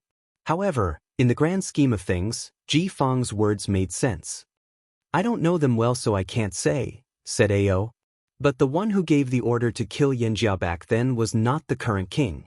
Now that the new king has ascended the throne, he has no intention of becoming Yanjiao's enemy, at least for now. They said they would send back the people Bai brought over. Gigu said, if we wait for them to buy the people from Bai and send them back, we don't know how long that would take. Ji Fang only said he would do it but did not say how long it would take. Most of the people taken away were children who had not yet awakened. Xiao Xian understood what Gigu meant. After all, Yanjiao was so far away from Royal City. With no one watching over them, Ji Fang would not be pressured and his subordinates would take their time. When the time came, no one knew what would happen to the children and how many of them would be sent back alive. When the Flaming River Alliance was established, the Thunder Mountain tribe and the Drumming tribe said they hoped Yanjiao would bring them over one day and bring back the children they took away. After the alliance was established, Yanjiao brought them into the forest to increase the strength of each tribe. Now, the knives were sharpened. In the 6 months that Xiao Xian had disappeared, every time the Thunder Mountain tribe came to Yanjiao, they would ask Gigu when they could go to the other continent to look for the missing people. Although only the Thunder Mountain tribe came to inquire, they were representing their branch of tribes. They didn't necessarily want to search for the missing people immediately. Their tribes also wanted to search for the missing people, but they didn't have the strength to search for the missing people. If they went there rashly, it wouldn't be beneficial to their tribe. They were even prepared for the possibility that the missing people wouldn't be able to come back. They asked Yanjiao time and time again because they wanted to test Yanjiao and understand Yanjiao's future plans. Speaking of which, although these tribes had joined the alliance and acknowledged Yanjiao's position as the leader, they were still suspicious and did not fully trust Yanjiao. Speaking of missing people, it's not just the children who were taken away as slaves, said Ao. When Xiao Xian disappeared, there was an incident at the trading point. The drumming tribe led a few tribes to attack the trading point. That was why Ao had brought people into the forest to look for Xiao Xian but had returned. According to normal thinking, Yanjiao was not to be trifled with. Plus, they had established the Flaming River Alliance. Normal people would not take the risk to pull the tiger's whiskers. However, the drumming tribe was crazy. They would even sacrifice their lives to achieve their goals. They were a bunch of lunatics. A bunch of lunatics could not be judged by common sense. After Xiao Xian returned, he asked Ao about the drumming tribe. Ao only replied, "The drumming tribe is gone." The drumming tribe had not merged their fire seed yet. Ao had brought people to destroy the drumming tribe. The drumming tribe's fire seed had been destroyed by Guizhe. At that time, the drumming tribe's old rival, the drumming tribe, and a few other tribes in the Flaming River Valley who were skilled in martial arts had participated in the battle. However, after that incident, some people disappeared. They were not killed during the battle, they just disappeared. Even the shamans could not sense the auras of those people who disappeared. They could only sense that they were still alive, but they were very far away. There was once a travel team that said they saw some suspicious figures. Gigu guessed that they might be from the drumming organization. It was not just children who were kidnapped. Now, there might be adults who were kidnapped. This was why Gigu was cautious. Children needed time to grow up, but men in their prime could be used as coolies. This was only Gigu's guess. "I think we should go pick them up ourselves," Gigu said in a low voice. "Perfect. I want to see what the legendary royal city looks like." Zheng Luo and Ao did not say anything. They looked at Xiao Xian. According to the rules of many tribes, other than the shamans, the leader had the absolute right to speak unless the elders joined forces to object. However, in Yanjiao, Xiao Xian was an exception. His decision alone had great influence. He could even overturn Gigu's decision. After some thought, Xiao Xian looked up. "All right." Since Xiao Xian agreed, Zheng Luo and Ao had no objections. The four of them discussed for a while. Xiao Xian wrote a reply on the animal skin scroll. As he wrote, Xiao Xian said, "This new king is very clear about Yanjiao's movements." Indeed. Looks like the royal city has been keeping an eye on Yanjiao. They can even guess what Yanjiao is thinking. Gigu was already on guard when he saw Ji Fang's letter. Although many things were not confidential, he had a feeling that Ji Fang had spies here. Zheng Luo also decided to call the patrol leaders of the trading point over and give them a few instructions to check if there were any suspicious people nearby. They also had to check the people in the trading point. In the future, they would have to check more carefully on teams that came from afar. After the discussion, Xiao Xian called someone to call Su Li over. He wrote a reply and handed it over. "Bring this to Ji Fang. Tell him that we will personally pick up our people. I hope that by the time we arrive, we will already see that the people who were stolen are safe." Xiao Xian emphasized the second half of the sentence, especially the word stolen and safe. Su Li was still sleepy and angry at being interrupted, but when he heard Xiao Xian's words, he immediately perked up. There was a good show to watch. He had to go back and tell the other Chang Lis to get ready to go to Royal City. After Su Li left, Gigu ordered, "Notify all the branch tribes that we have a mission." Ever since Xiao Xian divided the tribes that joined the Flaming River Alliance into different regions according to the branches of the Flaming River, it became more efficient to notify them. Every branch had a leader. As long as the news reached them, they would naturally use the fastest method to notify the other tribes in their respective branches. There was no need for the Yanjiao tribes to send people to notify them. Chapter 8:10. About 10 people had gathered in the courtyard outside the forging room. Gongjiren walked out of the forging room with a gleaming knife in his hand. The gleam was not the reflection of metal on other weapons, but a chilling, dangerous feeling that struck fear into the depths of one's heart. The blade had yet to be seen, but it felt like a snowy peak. Gongjia Ren was half naked, his body drenched in sweat. Due to the high temperature in the workshop, it was normal for people to be drenched in sweat. However, Gongjia Ren and the other Gongjia family members who walked out of the workshop felt a burning sensation in their hearts. It was as if they were experiencing a combination of fire and ice. Their faces were flushed from the excitement of this newly forged knife, yet they were drenched in cold sweat. It was a contradictory feeling. They could still remember the chilliness of forging in the forging room. Every time they breathed, the hot air that entered their lungs would suddenly cool down in the next moment. After leaving the forging room, every muscle on their bodies was still trembling. They were exhausted and trembling. Recalling the changes in the knife after each strike, and the way it was now, the Gongjia family members were filled with endless emotions. They ignored the exhaustion in their bodies. This was the best metal weapon they had ever forged. Before the knife was completed, they had already judged it based on their professional intuition. It was different from the rest. The new bronze weapon was made from refined copper ore and green-faced fanged beast blood. This knife was made from crystal core and the blood of the star butterfly larvae during their metamorphosis. Before this, the Gongjia family members had made many attempts. In the beginning, they followed the new bronze method to forge the knife. Due to the limited amount of insect blood, they had to conserve as much as possible during each experiment and adjustment of the ratio. Now, they had finally found the most suitable combination and ratio. The knife made from the star butterfly larvae's blood and the gold ore in the crystal core was much better than the one made from copper ore. Why were the Gongjia family members so excited? Because even the Gongjia family ancestor who discovered the star butterfly larvae's blood only used copper ore and insect blood to forge a weapon. However, the knife in their hands was made from insect blood and crystal core. A gust of wind blew past, and the blade seemed to emit a murderous hum, causing goosebumps to appear on the necks of the people in the courtyard. It was as if a cold wind with snowflakes had brushed past them, and they could not help but shrink their necks. Gongjiaran took a deep breath and walked towards the Yanjiao family members in the courtyard, holding the knife with both hands. He handed the knife to Xiao Xian. "Let's test it." Gongjiaren's eyes shone with anticipation. Xiao Xian looked at the knife in his hand. The Gongjia family members had made this knife based on his previous one. However, it was wider by a finger, almost the width of an adult warrior's palm. The blade was silvery white with no other patterns. It was very heavy, much heavier than Xiao Xian's previous one made from crystal core. It was not suitable for other tribes, but for the Yinjiao people, it was a good weight and suitable for hunting.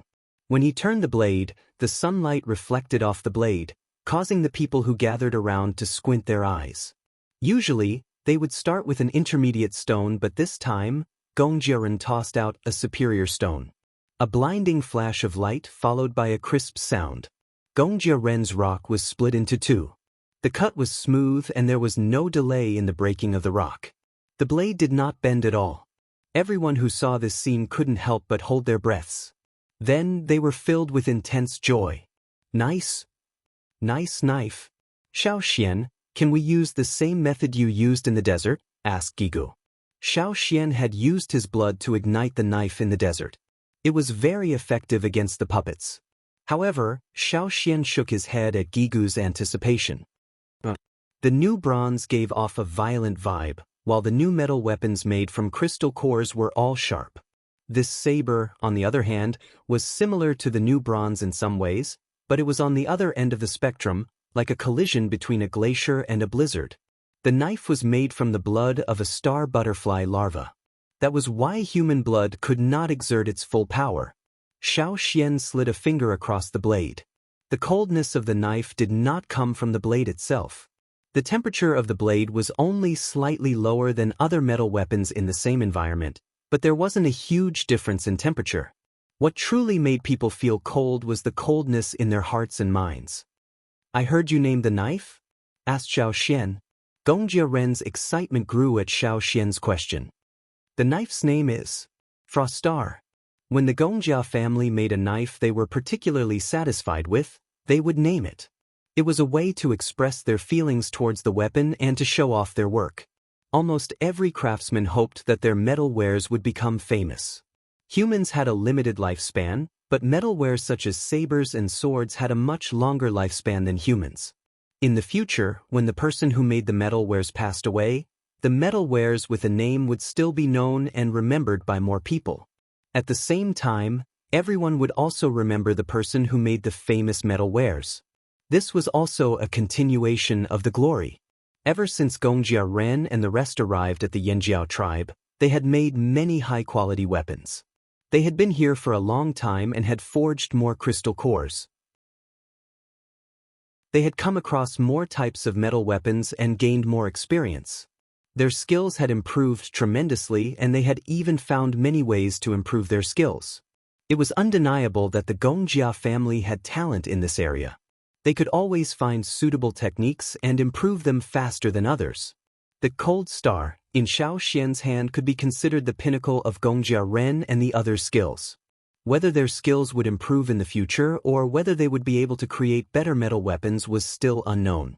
However, the cold star was the metal weapon they were most satisfied with and the one they wanted to make famous the most. There was no doubt about that. Ever since Gongjia Ren and the rest arrived at Yanjiao, Gigu, Ao and the other leaders had changed their weapons. Now, they were using new weapons made from crystal cores, a grade higher than new bronze.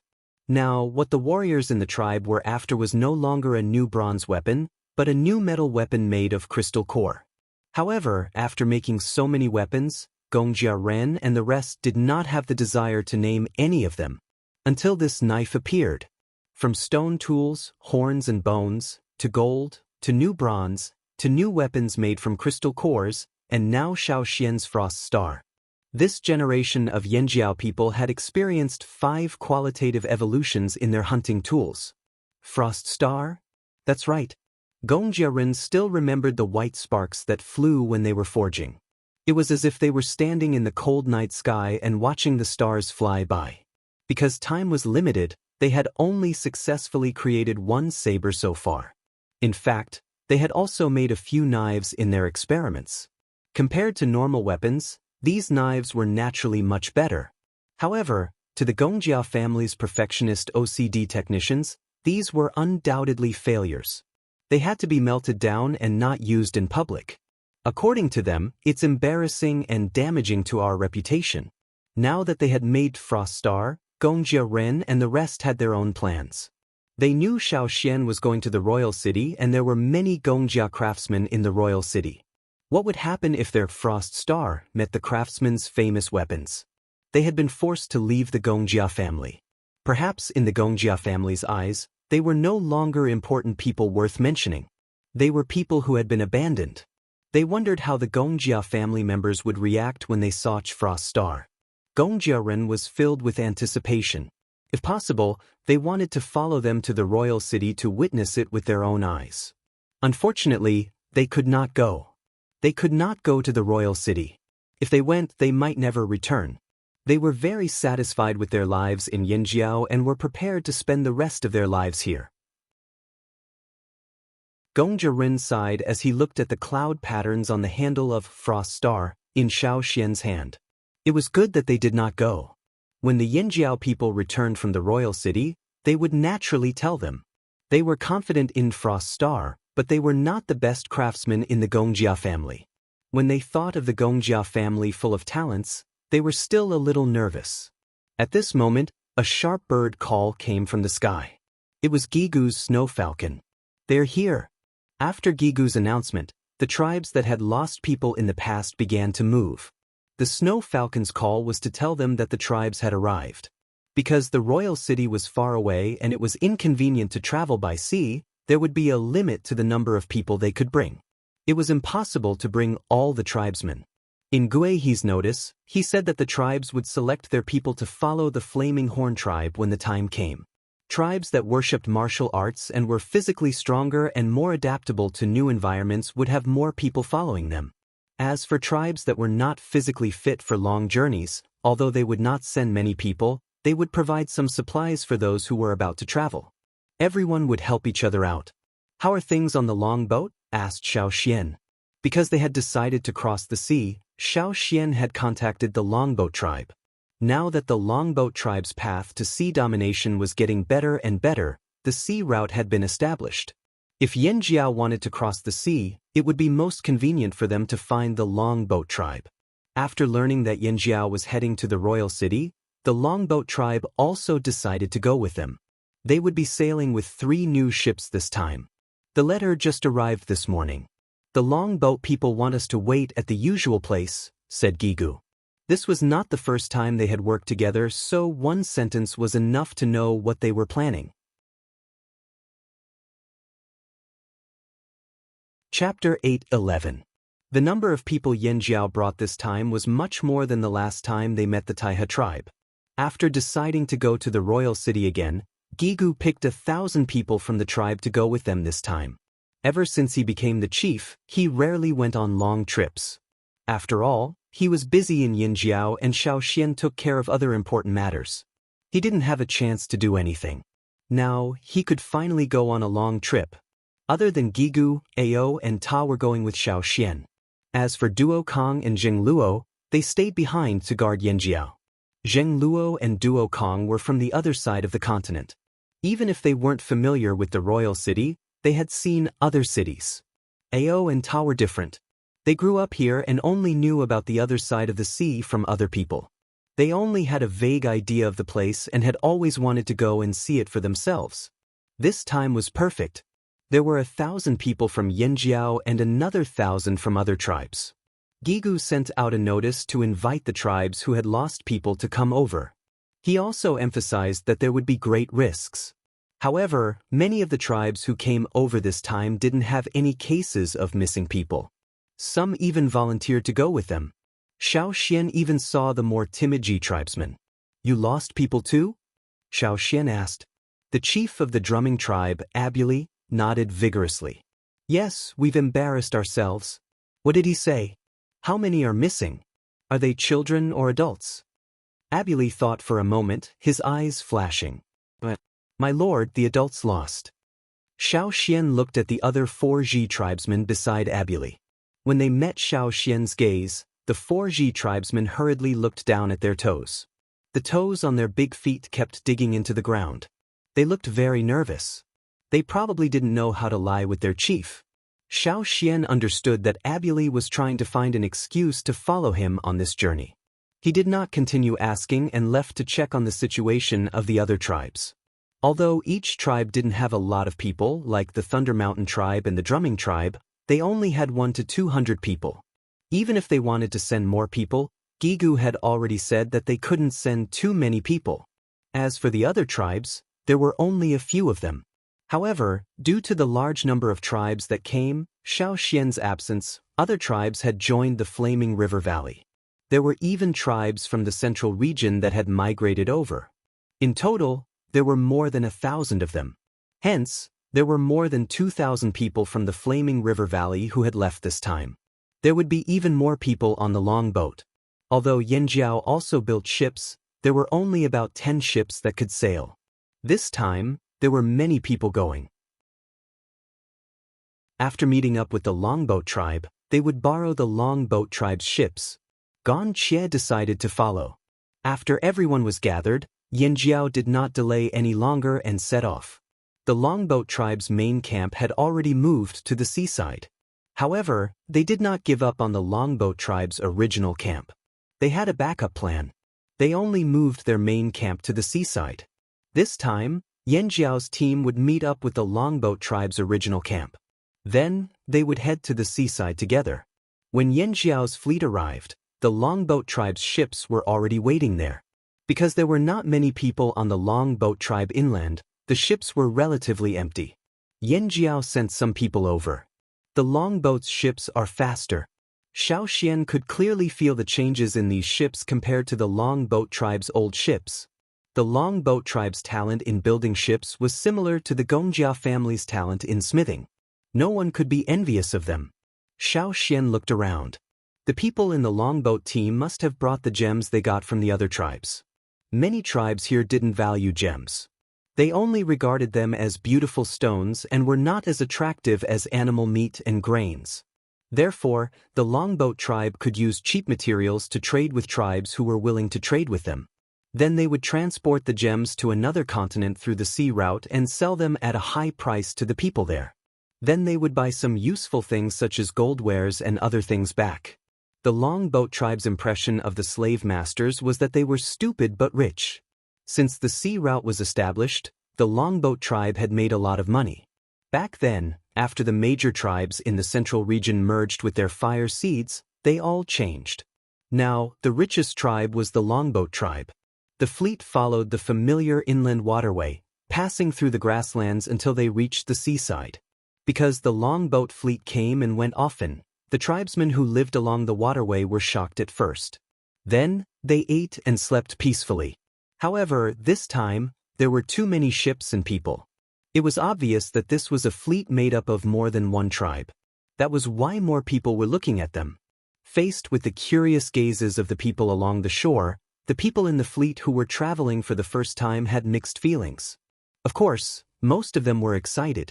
Those who were chosen were not ordinary people. The longboat's new base was located on the coast. There were many mountains near the coast, so the longboat tribe did not build many houses here. Instead, they chose to dig caves. The last time Xiao Xian came, he could still see some houses and there were not many caves in the mountains. This time, there were fewer wooden houses and stone houses. However, there was a mountain that was almost hollowed out by them. There were many caves and passages in the mountain. Along the way, Xiao Xian heard from a few warriors on the longboat that they lived on the coast and preferred to live in caves because there were frequent storms. The wind was too strong. Even if the stone houses could withstand one storm, no one could be sure how many times they could withstand it. However, if they lived in caves, they did not have to worry so much. When the storm came, they would sail the ships back to the shelter behind the mountains and tie them up. Then they would go into the caves and block the entrance. There were many ventilation holes in the mountains, so they did not have to worry about suffocation. Only the longboat people were familiar with the structure of the mountains. The terrain of the mountains was easy to defend and difficult to attack. The longboat tribe was very satisfied with this place. Otherwise, they would not have moved their base here so quickly. When the fleet arrived at the seaside port, Xiao Xian saw a few people on the longboat not far away. They were chatting and laughing with something in their hands. A fish about half an arm long jumped out of the water. One of the warriors on the longboat caught the fish firmly in his hand. With his other hand, he took out a dagger and cut open the fish's belly. He took out the organs and washed it with seawater. Then, he ate the fish that was still wagging its tail. From time to time, he would spit out a few scales and continue chatting. Looking at this series of actions, these people were already used to this kind of life. Haha, long time no see, Yanjia people? The chief of the longboat tribe, Mu Fa, laughed as he came over. Because they were often exposed to the wind and the sun, the people of the longboat tribe were tanned and stronger than before. Even though they looked thin and weak, the people of the longboat tribe gave people a sense of explosive strength. Their eyes were sharp. It was not that they were against the Yanjiao people, but the many things they had experienced during the voyage had imperceptibly given them this kind of gaze. They exuded a fierce aura from head to toe. They were not inferior to the Yanjiao people who were used to hunting dire beasts. The longboat tribe today was completely different from the longboat people in Gigu's memory a few years ago. When the two were put together, no one would have thought that they were actually the same tribe. When the tiger in their heart was released, they became more dangerous. This was the true face of the ambitious longboat people. Mu Fa, who was in the prime of his life, had enough time to realize his ambitions. He had already become the leader that generations of longboat people looked forward to. He had left a thick mark in the history of the longboat tribe. When the descendants of the longboat tribe talked about the longboat era, they would definitely mention Mu Fa, the legendary leader. He had contributed greatly to the change of the longboat. Mu Fa came over to greet Gigu, then looked at Xiao Xian. Are we really going to the royal city? Although Mu Fa had never been to the royal city, he already had some understanding of it. If the Yanjiao people were to be surrounded by the slave master's army, they would be in danger. The slave master's words could not be easily trusted. "What, have you changed your mind?" Xiao Xian asked. "Yes. Of course we're going," Mu Fa said without hesitation. "When are we leaving?" "We can't go out to sea yet. Let's wait." "Why? Are there more people coming?" Xiao Xian had used a straw rope to divine that this period of time was very suitable for sailing. The longboat boats were also ready. Excluding these reasons, the most likely reason for Mu Fa's delay was that there were more people coming. Mu Fa did not deny it. "A few days ago, people from the Hui tribe said they wanted to go with us. The Meng tribe and the Eight Limbs tribe also sent me letters saying they wanted to go with us. Since the longboat's headquarters moved here, the Hui tribe, Tian Shan tribe on the grasslands, as well as the Meng tribe and the Eight Limbs tribe in the central region all had people following the longboat fleet out to sea. But why did they all come together this time?" Chapter 8:12. The Yanjiao team waited for a few more days before the Hui tribe, Meng tribe, and Eight Limbs tribe arrived one after another. They were all familiar faces from these three tribes. There weren't many of them, less than 500 in total. However, all in all, the team that was going to cross the sea this time was huge. The Flaming River Valley had around 2,000 people, the Longboat tribe had almost 2,000 people, and the Hui tribe, Meng tribe, and Eight Limbs tribe had 500 people. This number didn't sound like a lot, but it was already a huge number to the people on this side of the continent. After all, most tribes didn't have as many people as this number. This time, there were more than 100 ships of various sizes that were going out to sea. This included the Flaming Horn tribe's own ships and the 10 or so ships they bought from the Longboat tribesmen after arriving here. If all the Yanjiao ships were loaded with people, there wouldn't be much space to store goods. They had to prepare enough food and water, so they still needed to rely on the longboat. However, Xiao Xian didn't expect Mu Fa to make such a big move. He used almost 80% of the longboat tribe's ships that could sail long distances. Xiao Xian didn't believe that the longboat tribe didn't have other ideas. Thus, under Xiao Xian's questioning, Mu Fa finally told him what he was thinking. He wanted to use this opportunity to show off and make a name for himself. He wanted to let more people know that the longboat people could sail, that their fleet was big, and that they had plenty of experience. Secondly, Mu Fa wanted to use this opportunity to find bigger business opportunities.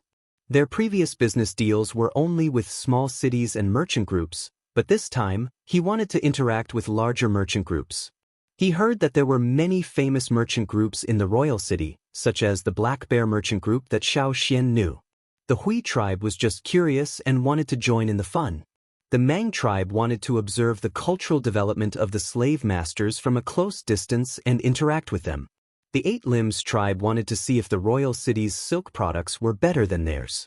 They wanted to learn from them and improve their own silk weaving techniques. The different tribes didn't all have the same goal, but they all wanted to ride on Yanjiao's coattails. Even Mu Fa wasn't confident against the royal city, but with Yanjiao, he felt more confident. Especially with Xiao Xian, Mu Fa felt even more confident. The people they were waiting for had arrived, and the team finally set off.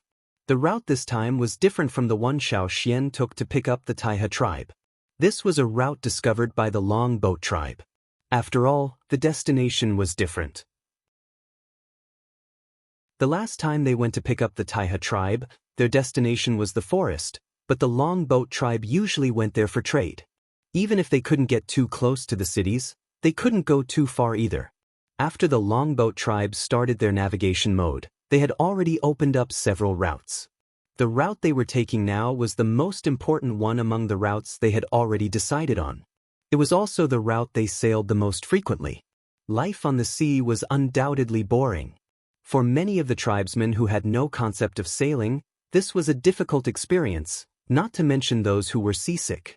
Some of them were strong warriors who were good at fighting, but unfortunately, they were seasick. Fortunately, the people who came this time were carefully selected by each tribe. Even if they couldn't get used to it at first, they gradually got used to it after a while. Those who were good at swimming even had the courage to swim in the sea. The sea was different from the river. The Longboat tribe's warriors had already warned them about the things they needed to pay attention to in the sea.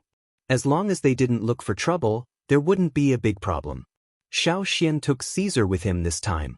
When they set off from the tribe, because there were limited boats and many people, Caesar had to follow the boat on land. Later, with the help of the Longboat tribe's boats, Caesar was able to get on the boat. During the voyage, Xiao Xian learned some things from Mu Fa. However, the Longboat tribe hadn't been to the core area of the mainland, so most of the things they learned were from others. It was hard to tell whether it was true or false. With the improvement of the boats and adaptation to life on the sea, the Longboat tribe's sailing time was much shorter than Xiao Xian expected. When they saw the land, many people in the fleet felt as if they were alive again. "That's our Longboat's important stronghold here," Mu Fa said to Xiao Xian as he put away the monocular and pointed to the front. The monocular in Mu Fa's hand was given to him by Xiao Xian. Mu Fa also had people copy it, but the final product was far inferior to the one given by Xiao Xian. Therefore, Mu Fa always carried this monocular with him. This thing provided a lot of convenience for their voyage. Xiao Xian looked at the land that appeared in the distance. On the fleet, Mu Fa had already asked people to release smoke as a signal. The other side quickly responded by lighting up the smoke, indicating that everything was fine. The fleet didn't need to worry about anything else and could directly go ashore. For this stronghold, the Longboat tribe had spent a lot of effort. Because the two continents were getting closer, more and more people knew that there was another continent besides their own. Therefore, more and more people tried to cross the sea and go ashore. At first, everyone only knew that there was a place where the two continents were almost connected. It was undoubtedly the safest to go from there. They didn't need to worry about the weather changes at sea and the huge sea monsters that would come out from the sea to tease the ships from time to time. However, because of the war between Rock Hill City and the Royal City, people avoided that place. There was even a long stretch of coastline nearby that was guarded by the army. Other organizations that wanted to cross the river had to find another place. As time passed, more and more sea routes were discovered. The Longboat tribe was one of them. When they first arrived, they also had conflicts with the local organizations here, but they were resolved forcefully. Now, there were also some sailing groups here that knew of the Longboat's existence. However, after several tests, they temporarily gave up on the idea of destroying the Longboat. However, they still had to be cautious. This was also the reason why Mu Fa asked people to release the signal after seeing the stronghold. As the land got closer and closer, the people on the ship could see the situation on the shore clearly. The Longboat tribe chose this stronghold. The environment was very similar to the new headquarters on the other side. When the Longboat tribe chose this place, they deliberately chose a place with similar terrain and environment to set up their base. Gradually, it developed into what it was today. After arriving, the team would rest here for 2 days before heading to the nearest city. Those who weren't used to the sea would rest on land. Those who were used to life on the ship would rest directly on the ship. Xiao Xian had already understood the surrounding terrain from Mu Fa. After landing, he brought people to the forest to look for food. This wasn't a dense forest where fearsome beasts lived. Fearsome beasts were rare and there were only a few wild animals. However, at this time, they didn't need to care so much. "Xiao Xian, do you think the royal city has received your reply? Do they already know that you're coming?" Mu Fa asked. Thinking of the efficiency of the Changli's people, Xiao Xian said with certainty, "If nothing unexpected happens, the royal city should already know. As for whether the smaller cities know, that's hard to say."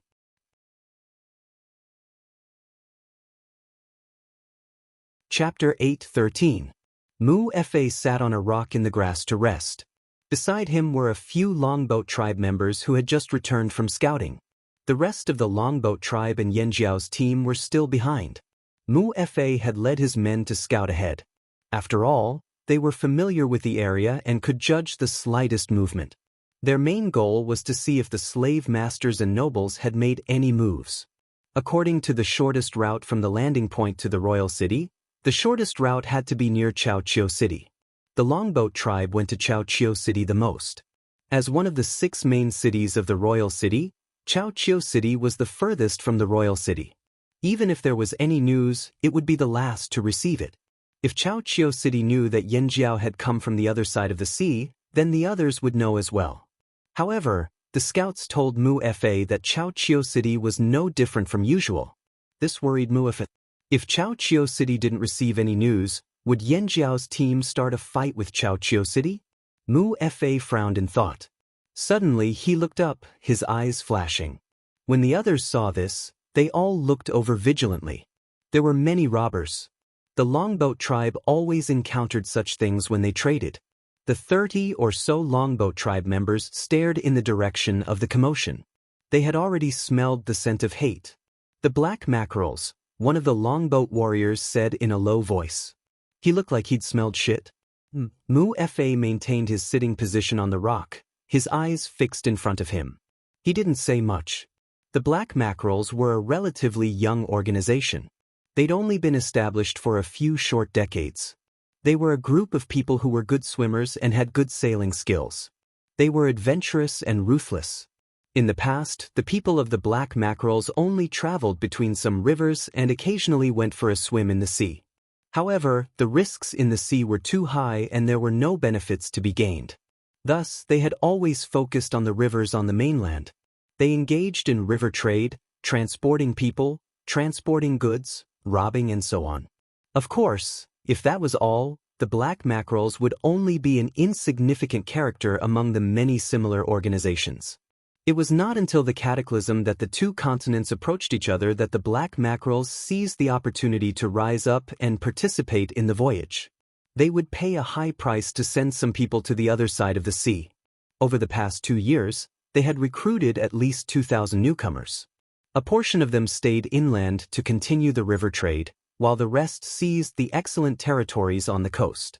The black mackerels had also wanted to buy a ship from the Longboat. In terms of building ships, the Longboat people did have the advantage. Each ship was large enough for multiple voyages, while the black mackerel's ships were much inferior. This was also the reason why they hadn't really set foot on the other continent yet. Their current ships could secretly transport a few people, but if they wanted to transport precious goods or engage in naval battles, then they wouldn't have much of an advantage. Unfortunately, the Longboat people didn't sell their ships. No matter how the black mackerels threatened or tempted them, they just wouldn't relent. When the Longboat tribe was fighting for territory, the black mackerels had joined forces with 2 other organizations to cause a lot of trouble for the Longboat. Therefore, when the black mackerels were mentioned, the Longboat people didn't have a pleasant expression. Soon, a team appeared in the vision of Mu Fa and the others. It was a team of about 200 people. They made a lot of noise and didn't try to hide their movements at all. This was also why Mu Fa and the others were able to detect them so quickly. Yo, I was still guessing who it was. So it's you guys. In the front of the team, the leader was wearing a gray leather coat. This was not the skin of a land animal, but the skin of a fish beast in the sea. More than half of it was shark skin, which was also the favorite skin of the black mackerels. There were also some dark red polished beads hanging around his neck. These were all ornaments polished from bones and stones that could only be found in the sea. This person's name was Sea Sand, and he was the current leader of the black mackerels. Mu Fa looked at the team behind Sea Sand. There were 5 bowhorn giant bulls pulling wooden carts. The carts were filled with goods. Looking at the direction they came from, they must have gone to Chaoqiu City to make a deal. The movements of the 5 bowhorn giant bulls were too loud. They couldn't hide even if they wanted to. The bowhorn giant bulls were commonly used to pull carts in this area. They were bigger than the other bulls. The horns on their heads were like open bows. Their horns were bigger and longer than other bulls. They were easy to tame and were more docile than other bulls. They just looked scary. Looking at the goods on the 5 carts, the black mackerels had a good harvest this time. No wonder they were in a good mood. Seeing that Mu Fa didn't respond, Sea Sand was surprised. If it was in the past, the people on the Longboat would have given them a cold snort. But now, the people on the Longboat didn't seem to want to talk to them. However, it didn't matter if they didn't say anything. Seeing that there weren't many people on the Longboat, Sea Sand's rough face revealed a hint of cunning. He tilted his head slightly to look at the few people beside him. They exchanged glances. They could tell that the other party was also planning to teach the people on the long boat a lesson. C. Sand's actions weren't subtle. He knew that the people on the long boat had seen it. He wanted to see their flustered and exasperated faces. But when C. Sand looked over, he realized that the people on the long boat had strange expressions. They didn't seem worried. Instead, they seemed to be mocking them. A hint of surprise flashed across C. Sand's eyes. The cunning smile on his face disappeared. The people on the long boat's reaction was very strange. To be able to become the leader of the black mackerels and lead the entire black mackerels to rise quickly, C. Sand was quite perceptive. He made a hand gesture behind him, indicating that the people on the team shouldn't be impulsive. Why were the people on the long boat so calm in the face of their deliberate malice? Where did their confidence come from? Just as he was thinking about why, a few birds flew across the sky. Moo! 5 bow-horned bulls stomped their huge hooves and cried out anxiously. The people on the black mackerels team tensed up. Be alert! Someone's coming! The smile on C. Sand's face disappeared. He was serious. He retracted his gaze from the sky and looked at the forest behind Moo Fa and the others. The footsteps were getting closer and closer. C. Sand's ears twitched. He could even hear the footsteps of predatory beasts. The size of the beasts shouldn't be small. Who is it? Crack, crack, crack. A series of sounds of branches breaking rapidly approached. A gray wolf's paw stepped out of the forest. The wolf's back, which was much taller than a human, easily broke the surrounding trees. The wolf's mouth was biting a bleeding deer. The warm breath from the wolf's blood-stained teeth blew out. The surroundings seemed to be contaminated by the smell of blood. The atmosphere suddenly became tense. C. Sand realized that there was a person riding on the wolf's back. After that, another 20 or so people walked out of the forest one after another. One of them was carrying a snake that was as thick as 2 people. The snake's head had already been cut off. The person carrying the snake coiled up the snake's body and tied it with rattan grass. He swung the snake around casually as if he was swinging an ordinary rope instead of a snake. The murderous aura that came from hunting increased even more after seeing C. Sand and the others. It was different from the murderous aura of the people on the long boat. It was different. It was more like the murderous aura that came from deep in the mountains where the beasts gathered. To be able to create the black mackerels and develop it into a famous sailing organization in just 10 years, C. Sand's eyesight was quite good. It was because of this that he was afraid and puzzled. Among the people who just appeared, there were at least 10 who could pose an absolute threat to him. This was just a casual glance. If he looked more carefully, he might find more powerful people who hid better. Who are these people? Where did they come from? What was their relationship with the people on the long boat? The more he thought about it, the stranger it felt. C. Sand's pupils shrank and his eyelids twitched. Whether it was the wolf that appeared or these people, they all made him feel dangerous. What made him even more nervous was the sound of approaching footsteps in the distance. There were many people, thousands of them. Xiao Xian rode on Caesar's back. He glanced at C. Sand and the others, then looked at Moo Fa who was sitting on a rock. He asked, "Trouble?" C. Sand suddenly stared at Moo Fa. Moo Fa silently looked at C. Sand, who was so nervous that his face was a little pale. After a few seconds, he smiled and said, "No." C. Sand's face twitched. He forced a smile and said to Moo Fa, "Since you have something to do, I won't say much." C. Sand quickly left with his people. He even changed their original route and took a long detour. Moo Fa watched them leave. Actually, it wasn't that he didn't want to use this opportunity to attack C. Sand, but if they attacked the black mackerels this time, the black mackerels would definitely attack the long boat's stronghold while they were away. The black mackerels were very vengeful. According to Moo Fa's understanding of the black mackerels, if he let them go this time, C. Sand would definitely not use this opportunity to cause trouble for the long boat's stronghold. Although he didn't like C. Sand's way of doing things still had a bit of redeeming qualities. Moo Fa believed that C. Sand, who left in a hurry, understood the meaning of his last look. At the same time, Moo Fa secretly let out a sigh of relief. Sure enough, Coming with Yanjiao this time was the right decision. The long boat wasn't without help. They could still find help. At least for now, they had a mutually beneficial relationship with Yanjiao. On the other side, Sea Sand ran far away with his people. After confirming that no one was chasing them, he let out a heavy sigh of relief. He was unwilling to give up, but also thankful. Thankful that he didn't attack just now. "Boss, who are those people?" Someone beside Sea Sand asked. "How would I know?" Sea Sand said angrily, "They're definitely not from the long boats. I've never seen them before. Could it be that a tribe is migrating?" Someone guessed.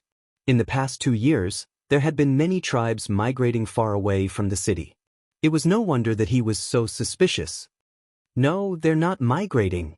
A figure floated down like a leaf and stood in front of Sea Sand. This was the person that Sea Sand had sent out to scout the situation.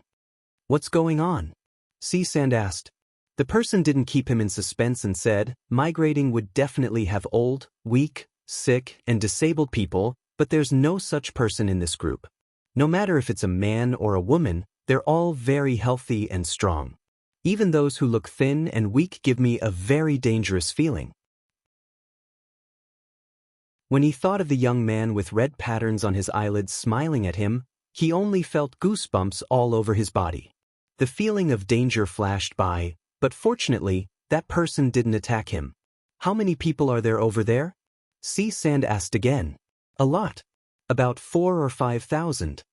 The 200 people, including Sea Sand, all gasped when they heard this. Then, where did those people come from? What's their purpose? Someone felt a sense of crisis and asked. Sea Sand narrowed his eyes and looked in the direction of the sea. Could it be the tribesmen from the other side of the sea? "How's that possible?" Someone exclaimed. However, thinking of the long boat people's boats, this guess wasn't impossible. "But I think those people are different from the rumors." The person who came back from scouting was puzzled. "Rumors?"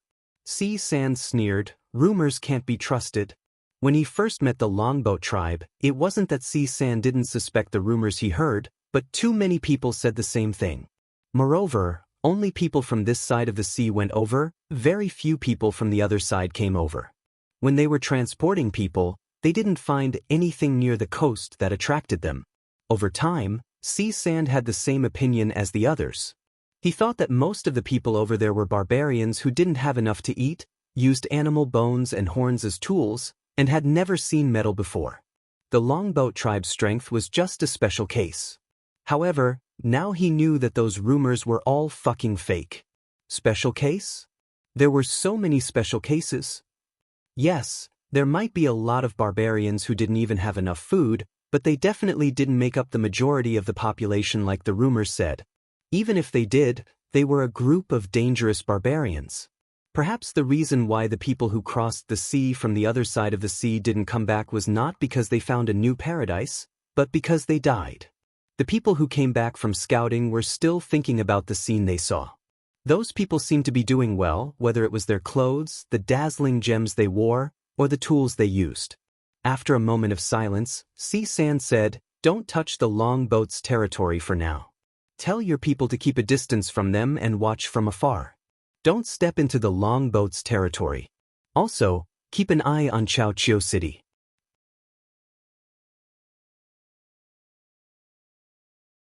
Chapter 8:14. Chaoqiu City, City Lord's residence. City Lord Chao Wen felt his eyelids twitch early in the morning.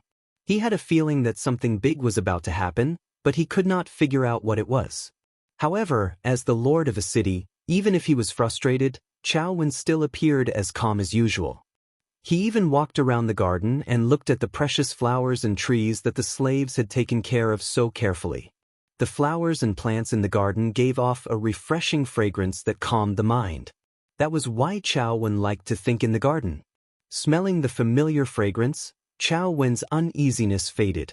However, he did not dare to be careless.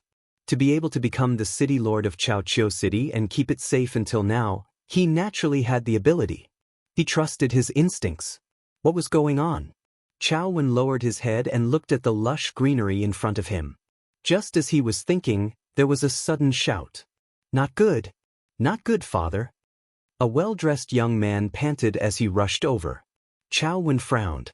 He had always taught his children to be calm and collected.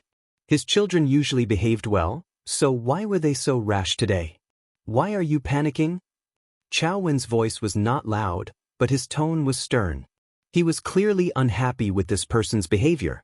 The one who rushed over was Chao Wen's eldest son, Chao Chuan, who had the highest chance of inheriting the position of city lord in the future.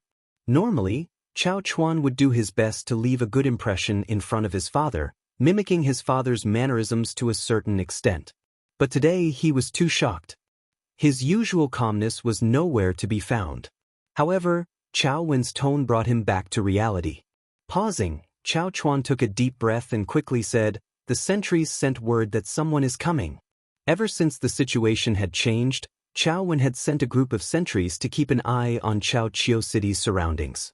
The moment there was any movement, they were to report it immediately. A few things had happened during this period, but they were all small problems. Hearing Chao Chuan's words, Chao Wen's brows twitched. Could this be the reason for his uneasiness this morning? Who are they? Chao Wen asked. I don't know. Seeing Chao Wen's frown, Chao Chuan hurriedly continued, "Although we don't know who they are, the sentry said that they might be from that direction." He pointed in the direction of the sea. "Where are they from?" Chao Kong asked curiously. "Are they tribesmen like the Longboat tribe?" From time to time, the Longboat tribe would come to Chao Chiu City to trade. Chao Wen knew this, but until now, he only knew that the Longboat tribe was an exception. He heard that the tribes on the other side of the sea were very weak, and the Longboat tribe was the strongest tribe there. The Longboat was the strongest. This was actually a boast made by the Longboat tribe when they first came. Moreover, for a long time, only the Longboat tribe traveled between the two continents, so many people gradually believed it. Chao Wen also knew that due to the influence of the war and the situation, as well as the fact that many places had begun to build cities, the slave masters and nobles had begun to buy slaves in large quantities. Some of the small and medium-sized tribes that originally lived inland had been forced to flee deep into the mountains and forests. It was difficult to find them, and the difficulty of capturing slaves had increased. Therefore, many slave trading organizations had extended their hands to the other continent, such as the largest slave trading organization by. This also made Chao Wen believe that the tribes on the other side of the sea were a bunch of people who were about to become slaves. When navigation technology matured and trade became more stable, Chao Wen wanted to reach out and enslave the people on the other side, taking the gemstones and salt for himself. But now, there were people other than the Longboat tribe here? Why not just enslave them? How many? Chao Wen asked. 4 to 5,000. Chao Chuan stammered. How many? Chao Wen raised his voice in disbelief. 4 to 5,000? Chao Chuan nodded vigorously. The sentries said they were all quite strong.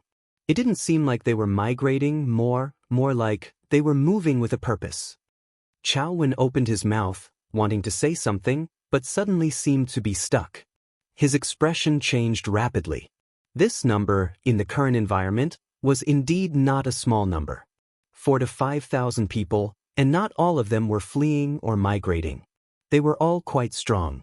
Chao Wen came to the conclusion that they were about to attack the city. Chao Wen could not remain calm. He pushed Chao Chuan aside and ran out of the garden like a gust of wind. In Chao Chiu City, the trading team that had come from afar was busy. They were already familiar with the trading methods here. Whether it was the streets full of shops or the free trading area designated by the city lord, they could walk there with their eyes closed. They were very familiar with the daily activities and where they could hear the gossip. But something happened today. The gold-plated gates of the city lord's residence opened with a series of clanking sounds. A group of 100 cavalrymen charged out. The person in front waved his long weapon mercilessly, shouting and chasing away those in his way. Those in the city who reacted quickly retreated to the sides. What's wrong? Those are the city lord's personal guards. The Chao family. Look at the two in the middle. Is that the city lord? Among the group that came out of the city lord's mansion, there were two people who were dressed differently from the rest. They were brighter and more exquisite. They were Chao Wen and Chao Chuan. Usually, Chao Wen would take a carriage, but now that he was in a hurry, he rode a horse. They're heading towards the city gates. What's the city lord doing there in such a hurry? Looking at the group of people rushing over, anyone with a bit of foresight could tell that something was about to happen. Something was wrong. After reaching the city gates, Chao Wen climbed up the tower and looked into the distance. His heart tightened. Although he could only see a few black dots, he knew that Chao Chuan was right. There were also some suspicious figures in the air. Close the city gates. Chao Wen shouted and ordered the archers to get ready. Those figures in the air were not ordinary birds. Rumble. The heavy city gates were closed. There was a group of people who had just arrived outside the city. Before they could enter, they were stopped outside. No matter how they shouted, begged, or bribed, the city gates would not open. The city lord was personally guarding it. Who would dare to open it? Not only the people outside the city, the people inside the city were even more confused. The groups that wanted to leave the city were all stopped. The onlookers also came closer to the city gates. If not for the Chao family blocking them, they might have already gathered in front of the city gates to see what was going on. Why are they closing the city gates in the middle of the day? Someone was unhappy. That's right, even if something happened, we have to know. It would be easier to escape if we knew. Everyone thought. This doesn't look good. Should we think of a way to leave first? Climb out? Everywhere is heavily guarded at this time. We can hide first. Don't guess blindly. Let's wait and see. However, these discontent and discussions stopped in the next moment. A wolf's howl came from afar.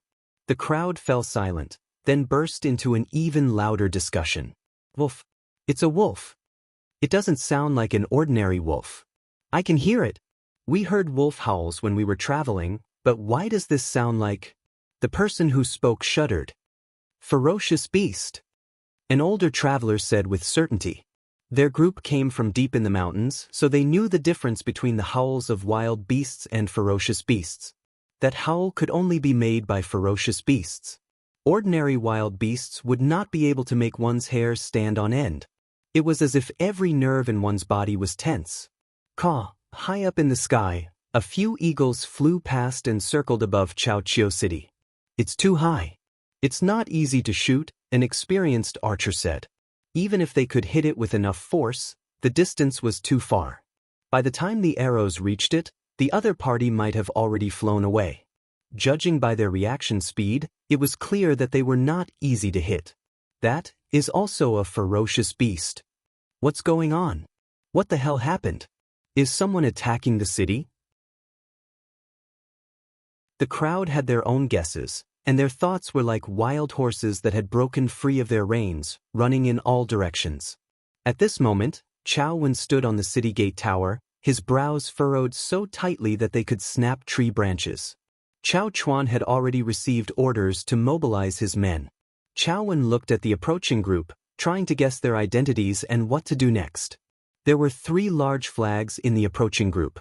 Chao Wen recognized 2 of them. One was the flag of the Longboat tribe, while the other made Chao Wen's heart ache. Yanjiao.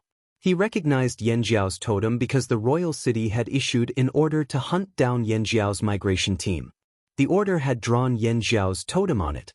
Later, Chao Wen had done some research on Yanjiao. Back then, when the royal city had asked for reinforcements, Chao Wen had deliberately delayed. It was not that he wanted to help Yanjiao, but that he did not like to waste his own forces. If the royal city wanted to fight, so be it. All Chao Qiu needed to do was pretend. However, Chao Wen did not expect to see Yanjiao's totem again at this time. They really did come from the other side. Other than Yanjiao and Longboat's totem flags, the third flag was very unfamiliar. There was a strange symbol on the flag that looked like a snake. He had never seen it before, so he didn't know which tribe it belonged to. No matter what, Chao Wen only had one word in his mind. This was bad. As for the flag that Chao Wen found unfamiliar, it was not the totem flag of a tribe. It was a new flag. New did not mean that it was made of new material, but rather that it had only been made recently. Before the Yanjiao team left, All the tribes in the Flaming River Basin had received the news and rushed to the trading point. When the tribes were preparing their totem flags, Xiao Xian suggested making a flag that belonged to the Flaming River Basin Tribal Alliance. As for the totem patterns on the flag, because the Great Alliance was not an alliance of just one tribe, there were many of them and there would be more in the future. It was impossible to use a tribe's totem on the flag. Even for the Flaming Horn tribe, using the twin horn totem would attract strong opposition from other tribes. When it came to totem matters, tribesmen were very stubborn and would not agree even if you killed them. That was why Xiao Xian used a familiar symbol that no one had ever seen before, a dragon. The dragon was based on the general shape of the flaming river that Xiao Xian was familiar with. The Yanjiao people did not object to Xiao Xian's decision. They also thought that Xiao Xian's suggestion was very good. The other tribes who came later also had no objections. Since the flag was based on the flaming river, of course they agreed. When Xiao Xian mentioned that he would put the totems of all the tribes of the Flaming River Alliance on the dragon flag, they couldn't wait to put their totems on it. However, time was tight and they were very cautious about totems.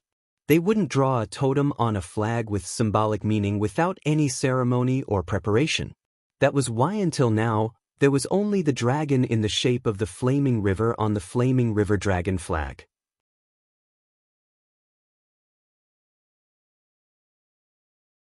Chapter 8:15.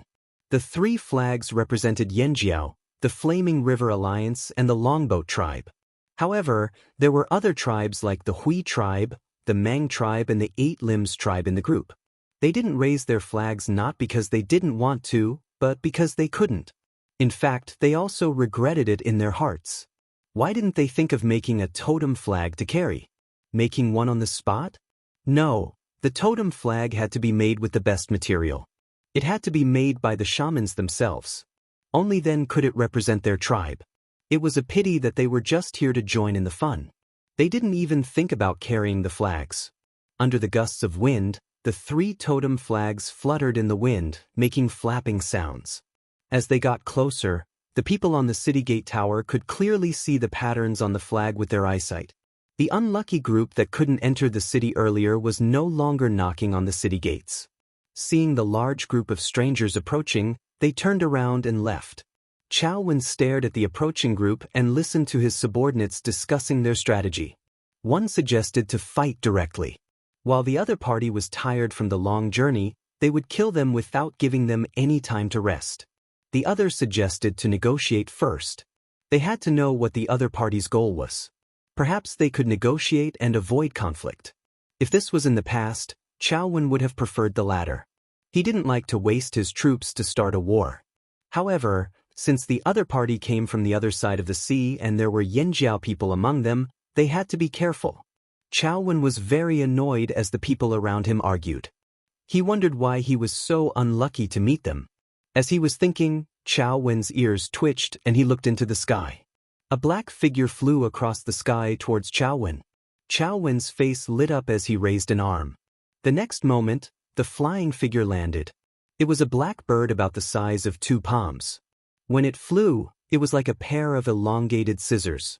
When it retracted its wings, it was long and thin. This was a bird used to send messages. Chao Wen couldn't wait to untie a small bamboo tube from the bird's leg. He poured out a thin piece of cloth. The cloth was made from a ferocious beast's silk and didn't wear out easily. When he saw the cloth, Chao Wen was sure that it was from the royal city.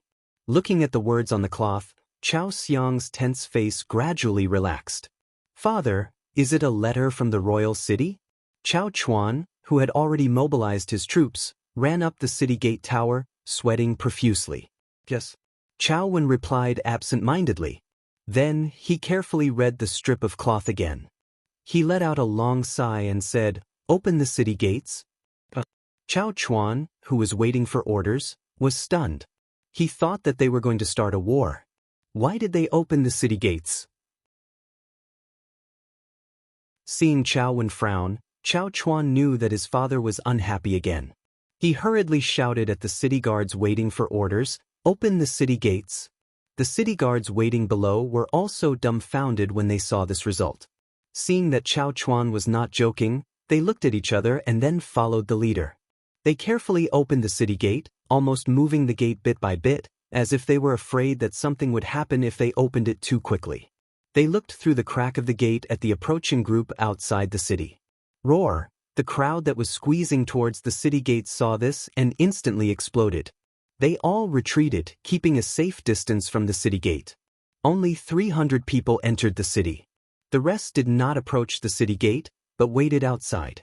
Xiao Xian led Caesar into Chao Chiu City. The others followed closely behind. The city guards did not even dare to collect the entrance fee. After Xiao Xian entered the city, he did not continue walking in the royal city. Instead, he raised his hand and gestured for the others to go buy things. Chao Wen still stood on the city gate tower. He did not go down because he still had not decided how to treat Yanjiao. He did not know what to say. If he was not careful, it would have the opposite effect. Thus, Chao Wen's strategy was to remain unchanged. After the Yanjiao people entered the city, they did not even think of greeting them. Instead, they entered the city like the other traveling groups and went to various destinations to trade. Only Xiao Xian, Mu Fa, and a few others remained at the entrance. Caesar lay next to them, staring coldly at the city guards.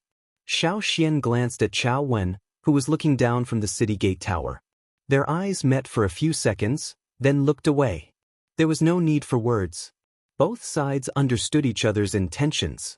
Xiao Xian could see that Chao Wen did not want to fight. Perhaps he had received news, so he opened the city gate and withdrew half of the city guards. Chao Wen was relieved. Good. It seemed that the other party was only here to trade. He hoped they would leave quickly. The people who entered the city were led by the longboat people because of the language barrier and their lack of understanding of the city. All of them rubbed their palms together. The reason why they came directly to Chao Chiu City instead of going around was to buy things. It was still a long way from here to the royal city. They had to stock up, right? They also wanted to see the slave master cities. Unfortunately, after entering the city, their expectations were too high. The further they went, the more disappointed they became. Because they were familiar with Yanjiao's trading point, they were not shocked by Chao Chiu City. Instead, they felt that it was just SOSO. As for those exquisitely designed things, they were beautiful and naturally, they wanted to buy them to show off. However, they were too expensive and not affordable. It was also troublesome to carry them around. The people who came with them had been to the trading point many times. Even if they were not familiar with trading, they had a rough idea of what the items were and what their prices were. But now they only had one thought: was this a scam? When they were at Yanjiao's trading point, they thought that many things there were expensive. Now, compared to Yanjiao's prices, they felt like they had a conscience. There was only a small bag of jerky here. Why was it so expensive? However, they had no choice but to come to this foreign place. If the items were not up to their standards, they could not help it. Luckily, they had money. The cities under the control of the 6 great aristocratic families had a unified currency. However, most of the time, they still bartered for convenience. Before they came, the tribesmen had already learned about the prices of various gems and gems from the longboat. They were not afraid of being scammed. Plus, with the longboat people following them, even if they did not know, the longboat people could remind them. Abuli brought 3 Ji tribe warriors and 2 longboat people to a shop. This was a shop that sold food from grains to biscuits to meat. It was also one of the shops that travel teams often visited. From a tribe to a trading caravan, then to a shop spread throughout the city. Abuli had already learned about this change from the longboat people on the way here. That was why, after a few curious glances, he did not look at the people inside anymore. Instead, he focused on the goods in the shop. Someone was moving boxes in the shop. When the person heard someone coming, he put down the box. Before he could straighten his body, he saw 3 pairs of large feet standing at the entrance of the shop. Although it was strange to see such large feet, it was not scary. Different tribes had different styles, so he got used to seeing all kinds of people. What surprised him was that these 3 pairs of feet had rough toes and wounds, just like beggars. The people in the shop thought that they were beggars who could not find a place to stay and could not even be slaves. They were about to chase them away when they looked up. The people in the shop froze as they looked at the dazzling jewels around Abuli's neck. The sparkling and translucent crystals reflected part of the Yangguang's light, while the other part refracted the rainbow-colored light. It was very dazzling. Each of them was as thick as a child's arm. The people in the shop closed their eyes and opened them again. It was not an illusion. You guys? The words he wanted to say were stuck in his throat because he was too shocked. His eyes were wide open. Many travel teams did not show off their wealth, afraid that others would know they had good stuff. But now, the people standing in front of the shop had the aura of a nouveau riche. They did not seem to have any intention of hiding their wealth. Weirdos. Abuli did not care about the people in the shop who were like wooden poles.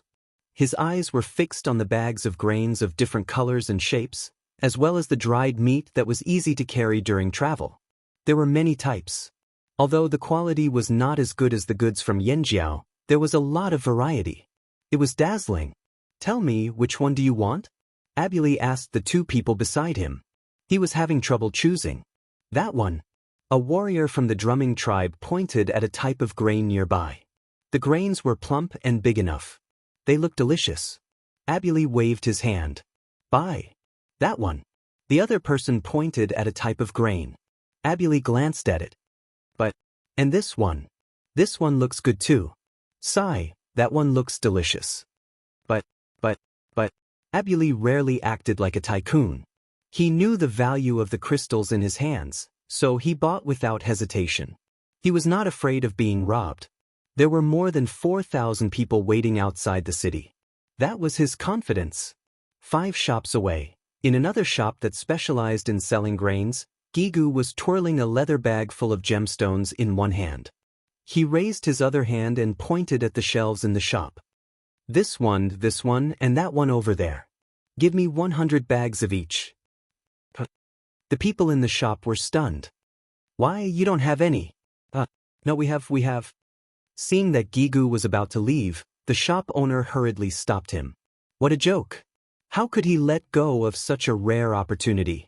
Some people looked around and realized that there were not many things that could arouse their interest. They fell into a state of, we have money, but other than food, we don't know what else to buy. There were very few gemstones on this side of the continent. Why was it like this? Why was there such a difference between the two continents? The main reason was the core seed. The reason why there weren't many gems here was because of the existence of the core seed. Even though there were many different types of gems here a long time ago, after the core seed appeared, the gems gradually changed and became metal ores. The rarer something was, the more valuable it became. When the nobles fell in love with the gemstones, the value of the gemstones also increased. Unfortunately, gemstones were hard to find. High-quality gemstones were even harder to find. Many slave owners purposely sent their slaves to dig for gemstones, but in the end, the number of gemstones they found was less than the number of slaves who died from exhaustion. However, to the tribesmen on the other side of the continent, they could wear a bunch of gemstones and play with them. If they felt like it, they could even throw a bunch out and return to nature. Because the core seed did not fall there, all the gemstones existed according to the natural laws.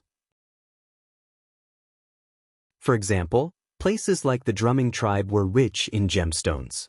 They had more gemstones than food. This was also one of the methods the longboat tribe used to make a fortune.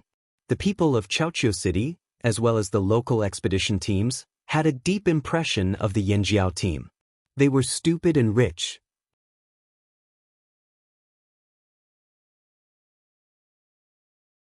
Chapter 8:16.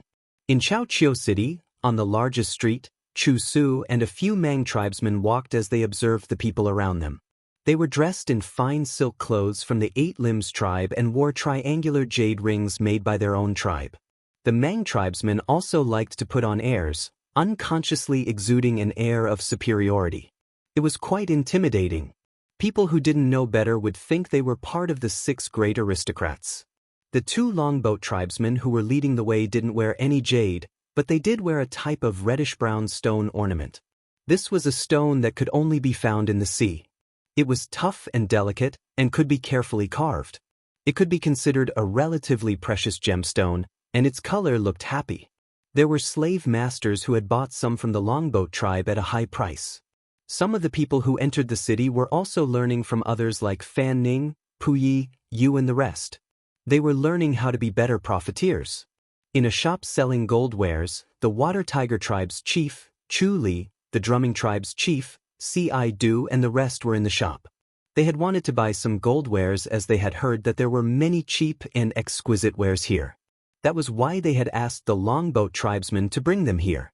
Unfortunately, they were disappointed when they scanned the shop. Naturally, the first thing they looked at was the weapons. However, after the flaming horns got used to the weapons made by Gongjia Ren and the others, they were no longer interested in the weapons in the shop. They could already tell the quality of metal wares and knew that some of them looked good but were actually useless. They were already carrying the new bronze wares they got from the Flaming Horns tribe. After this comparison, they gave up on the idea of buying weapons. They then looked at other gold wares, such as wine jugs, cups, cauldrons and so on. Look, these lines, these patterns, these animal shapes. The shopkeeper held up a golden bowl with animal patterns and was about to brag to Chu Li and the rest when he suddenly paused. Chu Li took out a palm-sized tiger-patterned gold plate. Chu Li had asked the Yinjiao tribesmen to make this for him. On one side was the Water Tiger tribe's tiger-patterned totem. The other side was engraved with the words Water Tiger. There was also a circle of rippling patterns around the plate. The people in the shop stared at the gold plate in Chu Li's hand. With their eyesight, they could tell that this was the work of a master craftsman. Other than a few treasures in their shop, the rest could not compare to this one in terms of craftsmanship. Craftsmen's work were hard to get. In terms of craftsmanship, if the Gongjia family claimed to be second, no one would dare claim to be first.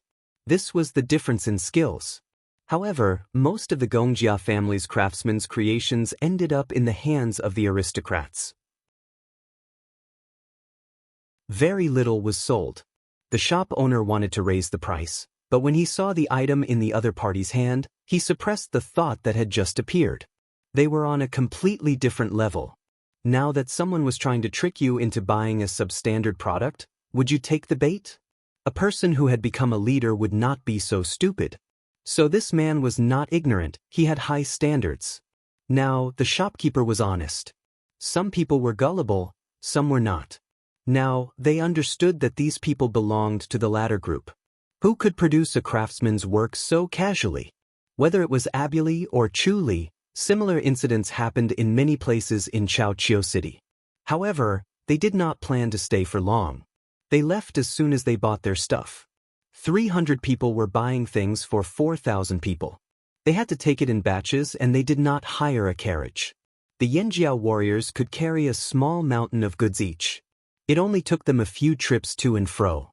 The travelers who came and went kept their eyes on these strangers who had just entered the city. These people gave them a sense of danger. As a result, the locals did not come forward to ask about them. They were too cautious and did not dare to speak rashly. They could only observe them closely.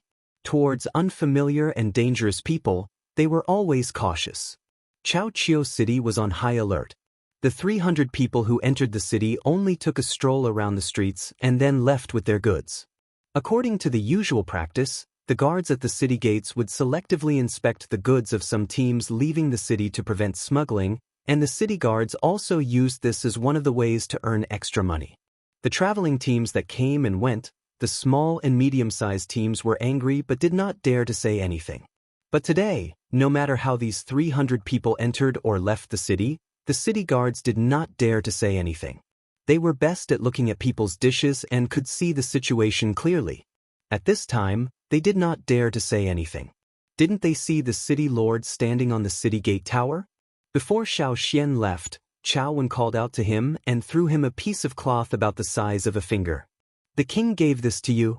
Xiao Xian was surprised. Then he understood. The Yi family must have been involved to be able to predict their locations so accurately, write a letter and have Chao Wen deliver it. When the last Yinjiao man carried a small mountain of goods and walked briskly out of the city, all of Chaoqiu City heaved a sigh of relief. They did not fight.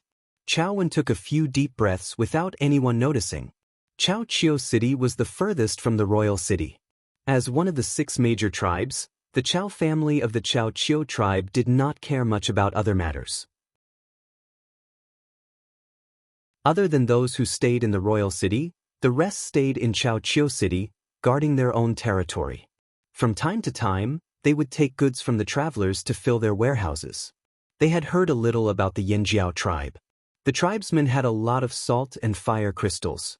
They were not smart and were just a bunch of ignorant barbarians. But those people are completely different from the rumors. Chao Chuan watched the travelers leave and felt like he had been tricked by the people who passed on the information. He did not know about those who did not enter the city, but those who did were not easy to deal with. A few of them gave him a very dangerous feeling. What was the situation on the other side of the sea? He had to go there himself to see and hear for himself. Otherwise, the news he heard from others might not be true. It could even be fatal. For Chao Chuan, who was determined to be the mayor of Chao Chiu City, this was a mistake he should not make. Perhaps he should find some time to go out to sea and take a look. Of course, the prerequisite was that the royal city had really reached an agreement with the other side. Otherwise, if war broke out, he would just stay in Chao Chiu City. Chao Chuan thought to himself. Xiao Xian did not care about what the people of Chao Chiu City said about them. He used his memory to determine the location of the royal city and led the team there.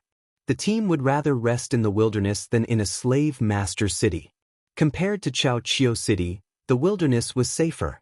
Although they had to be on guard against robbers at all times, they dealt with 3 groups of robbers at night. Revealing their wealth in Chao Chiu City still attracted many people to take risks.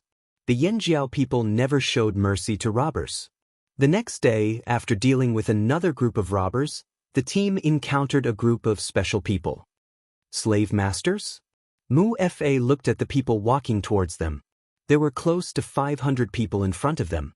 More than 300 of them were slaves.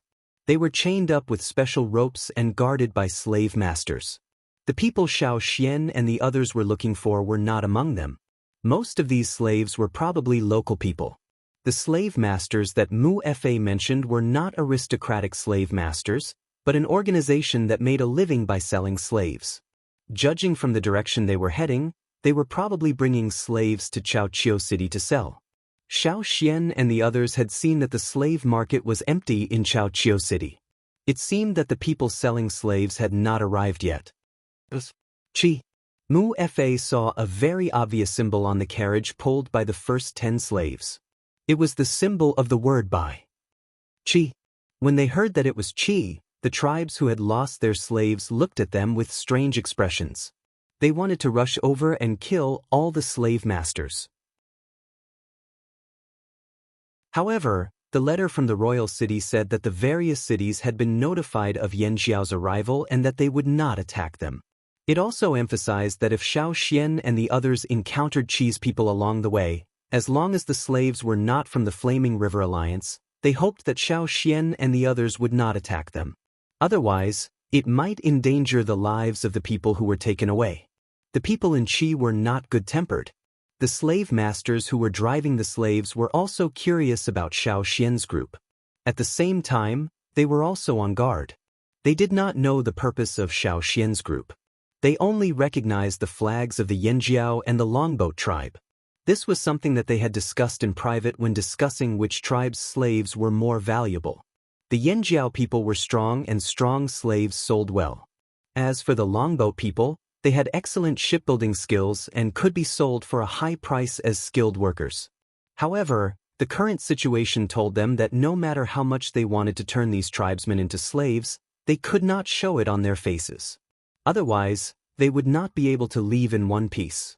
It was not without reason that Chi could become the largest slave trading organization on the continent. Their members knew how to judge the situation, and when it was time to be scared, they had to be scared.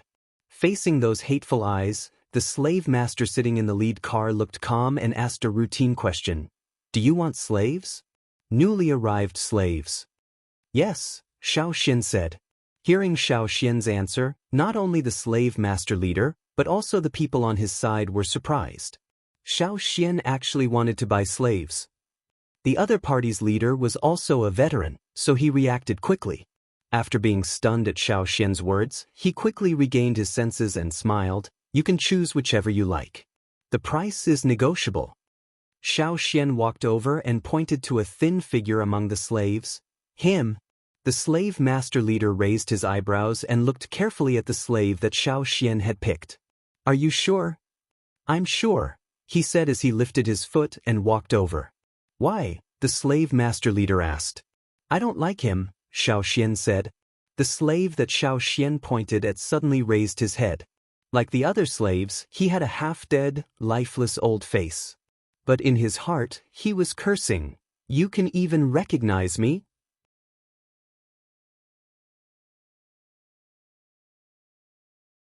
Chapter 8:17. The slave master leader didn't immediately agree to Xiao Xian's request. Instead, he carefully studied the short, thin, sickly, and weak old slave. He really couldn't find anything special about this slave. As the largest slave organization, the slave masters in the organization all had a pair of good eyes. They could see which kind of slave could be sold for a high price and which kind of slave was useless. This was especially true for those with high positions. Of course, their eyesight was better. However, as a leader, he had sold more slaves than a tribe. Yet, he couldn't see anything special about this slave in front of him. There were so many slaves being escorted this time, and more than half of them were healthy and fit to be coolies. Why did this Flaming Horn tribe member choose an old slave who didn't look special? Do you know him? The slave master leader asked. An old acquaintance? Xiao Xian didn't deny it. The slave master leader looked suspiciously at Xiao Xian and then at the slave. Indeed, many people bought people they knew, but it didn't feel right when it came to a Yanjiao. Even if they did know each other, this old acquaintance was definitely not a friendly relationship.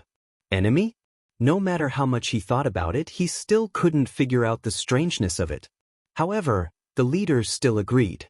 They were professional slave traders among the slave owners. Buying and selling slaves was their primary task. Since someone wanted to buy slaves, he would sell them. However, the price was a little higher.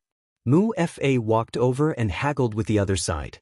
He had been to Chaoqiu City many times and knew the slave trade well. He knew very well what kind of slaves were worth. In the end, Xiao Xian bought the slave with a water moon stone that wasn't very bright.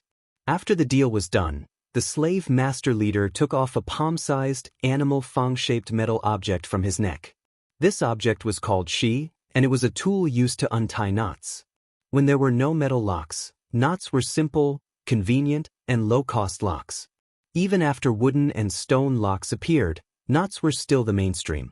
Sometimes, for the sake of the safety of property, knots would be made into complicated, dead knots. Some knots could produce the effect of 9 rings. Without the help of tools, it would take at least half a day to untie them. However, with a tool like the pyrolite, it could be untied in 2 breaths of time. If the knot was the earliest lock, then pi was the earliest key. In the past, slave owners would always carry the U with them. At the same time, it was to tell others that they had slaves. Sometimes a person would wear several types of buttocks at the same time, just like the buttocks worn by the slave owners who were escorting the slaves. Some were short and thick, some were slender, some were straight, some were more curved, some were simple, some were more complex, and there were even many hollow patterns. Xiao Xian was quite familiar with knots, so he could tell at a glance that there were nearly 100 knots on the ropes that bound the slaves in front of him. Xiao Xian had never seen more than half of the knots before. Although some of the knots looked simple, Xiao Xian knew that they were not easy to untie. It was truly amazing. Different shapes are used to untie different types of knots. Wearing too many buttocks would naturally give people the impression that I have more slaves, so I need more buttocks. Slaves were also a kind of wealth. This behavior of the slave owners was also a display of wealth. As the craftsman's imagination ran wild, new ideas appeared one after another. Some more complex and sturdy locks were born, but they were difficult to make, expensive, and very expensive. The nobles who had the means to use metal locks realized the benefits of these new locks, and gradually reduced the frequency of using knots. The more gorgeous metal locks, in addition to being useful, could also be used to decorate the facade, showing the nobility of the slave owners, and were very popular among the nobles. With sturdy locks as a substitute, the knots in daily life no longer needed to be tied. Thus, the buttocks used to untie the ropes were gradually used less, but they did not disappear. Nowadays, the pyrolite continued to be passed down, but its function continued to fade, and it was developed in the direction of accessories. The nobles continued their habit of showing off, wearing the pyrolite to show their noble status as slave owners. Since the pyrolite was no longer used to untie the ropes, it did not need to be so sturdy and durable. The pyrolite made of beautiful gems was a good accessory, and it was more impressive. Some female slave owners would also use it to fix their hair as hair accessories. The pyrolite's production leaned more towards the gorgeous appearance, and not the functional practicality. Therefore, many slave owners still had the tradition of wearing the pyrolite, but the people who wore the pyrolite might not really use it to untie the ropes. However, there was a special group among the slave owners. The people of the pyrolite organization had always been fond of the pyrolite. The pyrolite they wore was still used to untie the ropes. When escorting slaves, they mostly used the ropes, and the ropes were also specially treated to be more sturdy. The people of the pyrolite were good at making knots. If they did not use tools, it would be very difficult to untie the ropes. Of course, if they used a hard and sharp weapon to cut the ropes, they would naturally be able to cut the ropes. However, who would risk offending the pyrolite's organization by snatching their slaves? Most of the slaves who tried their best to break the ropes and escape would still be found by the pyrolite organization through various means and punished in a more cruel way. Some of them were sold as food to the cannibal tribes after being squeezed dry of their labor. Very few slaves who fell into the hands of the pyrolite could escape safely. The leader of the slave owners used a machete-like pyrolite to untie a knot that was connected to the slave team. He held the untied rope and handed it to Xiao Xian. The other end of the rope was tied to the old slave. "This slave is yours." The other slave owners who were escorting the slaves were full of joy when they saw that the deal had been made. They felt that this deal was worth it. They had made a lot of money. Water moonstones were rare here. They could also be used for illumination and were more valuable than ordinary gems. An old slave who did not have much labor in exchange for such a gem was not bad. However, the leader of the slave owners did not have much joy on his face. Instead, he became more and more puzzled. He did not regret making this deal. Whether it was a loss or a gain, he would admit it himself. However, there was still a strange feeling in his heart. When he left, he looked back at the old slave with a crooked back several times. Unfortunately, he still could not see anything. When the slave team left and went far away and could not be seen, Xiao Xian looked at the old slave who was standing there with his head down. "Still pretending? Do you think I don't know who you are?" The others were even more curious by Xiao Xian's words. They looked left and right. They had never seen this person before. "I don't know, what are you talking about?" The old slave's hoarse voice trembled as he spoke in a native dialect. Even the Longboat tribe who came here had already learned the local dialect, but they were not as good as him. Gigu and the others were even more puzzled. Who was this? Could it be that Xiao Xian knew him when he came here? They had been on the other side all this time, so they definitely did not know this person. While thinking, Gigu heard Xiao Xian say, "Stop pretending, Robber 7. Robber 7? Thousands of pairs of knife-like eyes swept over. The Yanjiao people's view of robbers was as disgusting as feces. Ever since they knew that robbers came here, the Yanjiao people were excited and gloating. Now they actually sought robbers again. What an old acquaintance. Years ago, Robber 7 went to Yanjiao's farm to steal cabbages and was caught. Xiao Xian beat him down. Later, this person teamed up with other robbers to steal the green-faced fanged beast but was chased by Xiao Xian. In the end, he could only whistle for reinforcements while being demoted. Now they met again. Knowing that he could not hide, Robber 7's face contorted. Previously, when he was in the group escorting the slaves, he thought that he was a genius. Once he got into Chaoqiu City, he would find a chance to escape and piss off the Bai people. La la, the victory song of the robbers, kept repeating in his heart.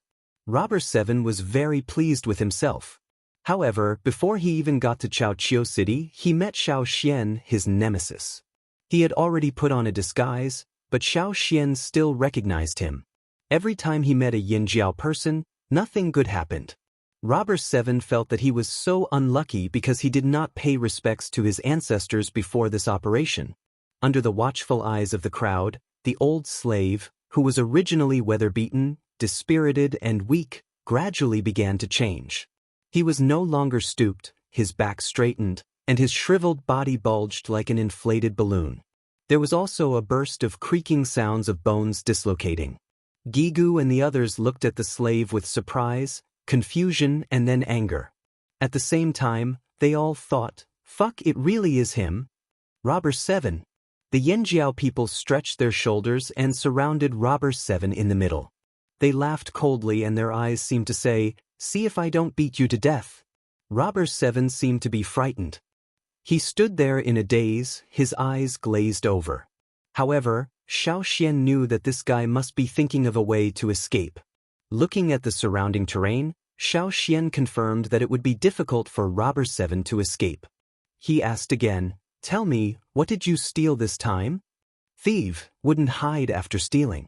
Others were afraid of being found out, but they were afraid that others wouldn't know. They would even show off. The more precious an item was, the crazier they would show it off. They wanted to let everyone know about it. However, Robber 7 might not tell the truth in order to protect his gains. As expected, Robber 7 did not respond to Xiao Xian's question. Xiao Xian did not rush him either. He said, "We will be going to the royal city this time. At the same time, we will bring a message." Robber 7 lowered his head and did not move. However, Xiao Xian knew that he was listening. He continued, "We will tell the people of the royal city that Robber 7 used all his effort to steal the underpants of Chao Wen, the lord of Chaoqiu City." Robber 7 raised his head and looked at Xiao Xian. "This is an insult to my robbing skills. Not to mention Chao Wen's underpants, he could easily steal the underpants of the people in the royal city's palace. This kind of low-level method was something that only newbies would do. Why would Robber 7 do it? He was going to be the head of the robbers. The royal city was filled with large caravans and traveling teams. This kind of entertainment news would probably spread like wildfire. Perhaps, some people who had already been harmed by the robbers would enthusiastically announce Robber 7's gains and add some extra information to make the news more interesting. Obviously, Robber 7 had thought of many things. "Heh, you think people will believe you?" Robber 7 looked nonchalant. "You can try," Xiao Xian said calmly. Robber 7 did not say anything. If the Yanjiao people threatened him with violence, he would have made up all kinds of lies to deceive the Yanjiao people. However, Xiao Xian mentioned this, it was a matter of reputation. This was simply pouring dirty water on his reputation. Moreover, these words were not that damaging if it was said by others. However, since it was said by the Yanjiao people, Robber 7 had to be more careful. He was afraid that the Yanjiao people would slander him even more. He was preparing to increase his ranking. He did not want to be affected by this. After thinking for a while, Robber 7 said listlessly, The Bai people call it the leader's bone lock." Robber 7 could not help but feel proud. He had stolen it from the leader of the Bai group. He planned to use it to increase his ranking in the robbers.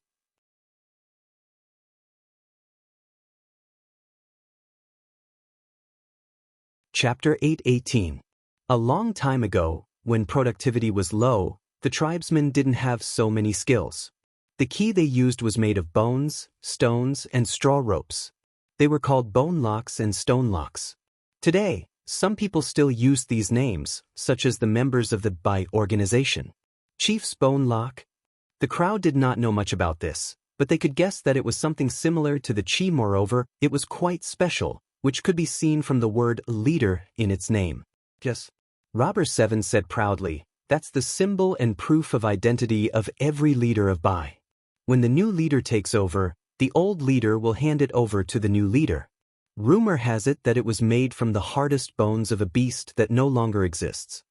In addition to the tools they used to untie knots, the slave masters of the Black Panther organization also had a symbol of status, similar to an identity token. Within the organization, the pendants owned by people of high rank were more complex in construction, but the complexity was not the kind of complexity that aristocrats used for ornaments, but the complexity of practicality. When making a knot, the pie could be used to make a more difficult knot to untie. When untying a knot, the pie could be used to untie the knot faster. What Robber 7 stole was the item that symbolized the leader's identity. It could be considered as a significant. Without it, there would be one less step in the transition between the old and the new in the organization. Although it was not as serious as the heirloom seal, no one would be willing to become a leader without the heirloom seal. They would always feel that something was missing, and they would not have the confidence to do so. No one would be able to tolerate it being stolen. Did you really steal the chief's bone lock from Bai? The others asked suspiciously. Of course, I stole it from the leader of Bai, C. Robber 7 was dissatisfied with the crowd's suspicion. How powerful was he? These people actually doubted him. You hid among the slaves to avoid C's pursuit? Xiao Xian asked. Not only did Robber 7 not feel cowardly about his escape, he even felt that he was smart. C would never have thought that he would hide in the group that was escorting the slaves. Robber 7 had lost twice to Xiao Xian and was even demoted. If it weren't for the fact that some of the people in front of him had died, he would have been demoted to 8. Humiliation. Later on, due to the cataclysm, the two continents were brought closer together.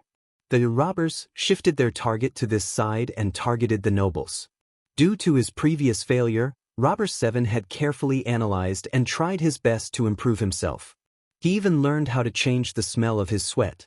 In other words, he could perfectly imitate the smell of others. This was also the reason why he could avoid the tracking insectoids with a keen sense of smell. However, he had no idea what method C was using to track him down. Even without any trace of his scent, he was still able to catch up, albeit a little slower. Robbers were good at disguises. When Robber 7 was escaping from C's pursuit, he decided to sneak into the group of slaves. That way, he managed to evade a few waves of C's men. C was unwilling to make this matter public, so he sent out his trusted aides who held relatively high positions in the underworld. Even the leader of this troop had to bow and scrape at the sight of them. Unfortunately, it was not without reason that it was dark under the light. Every time he saw a wave of people pass by, Robber 7 would feel proud of himself, thinking that he was a genius. One night, the old slave passed away due to illness.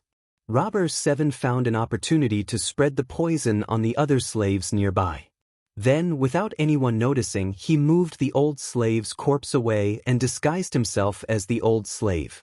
According to Robber 7's plan, he planned to escape after sneaking into Chaoqiu City and hide in a sea of people. The more crowded a place was, the more advantageous it would be for him. However, he didn't expect to fall into the hands of Yanjiao again.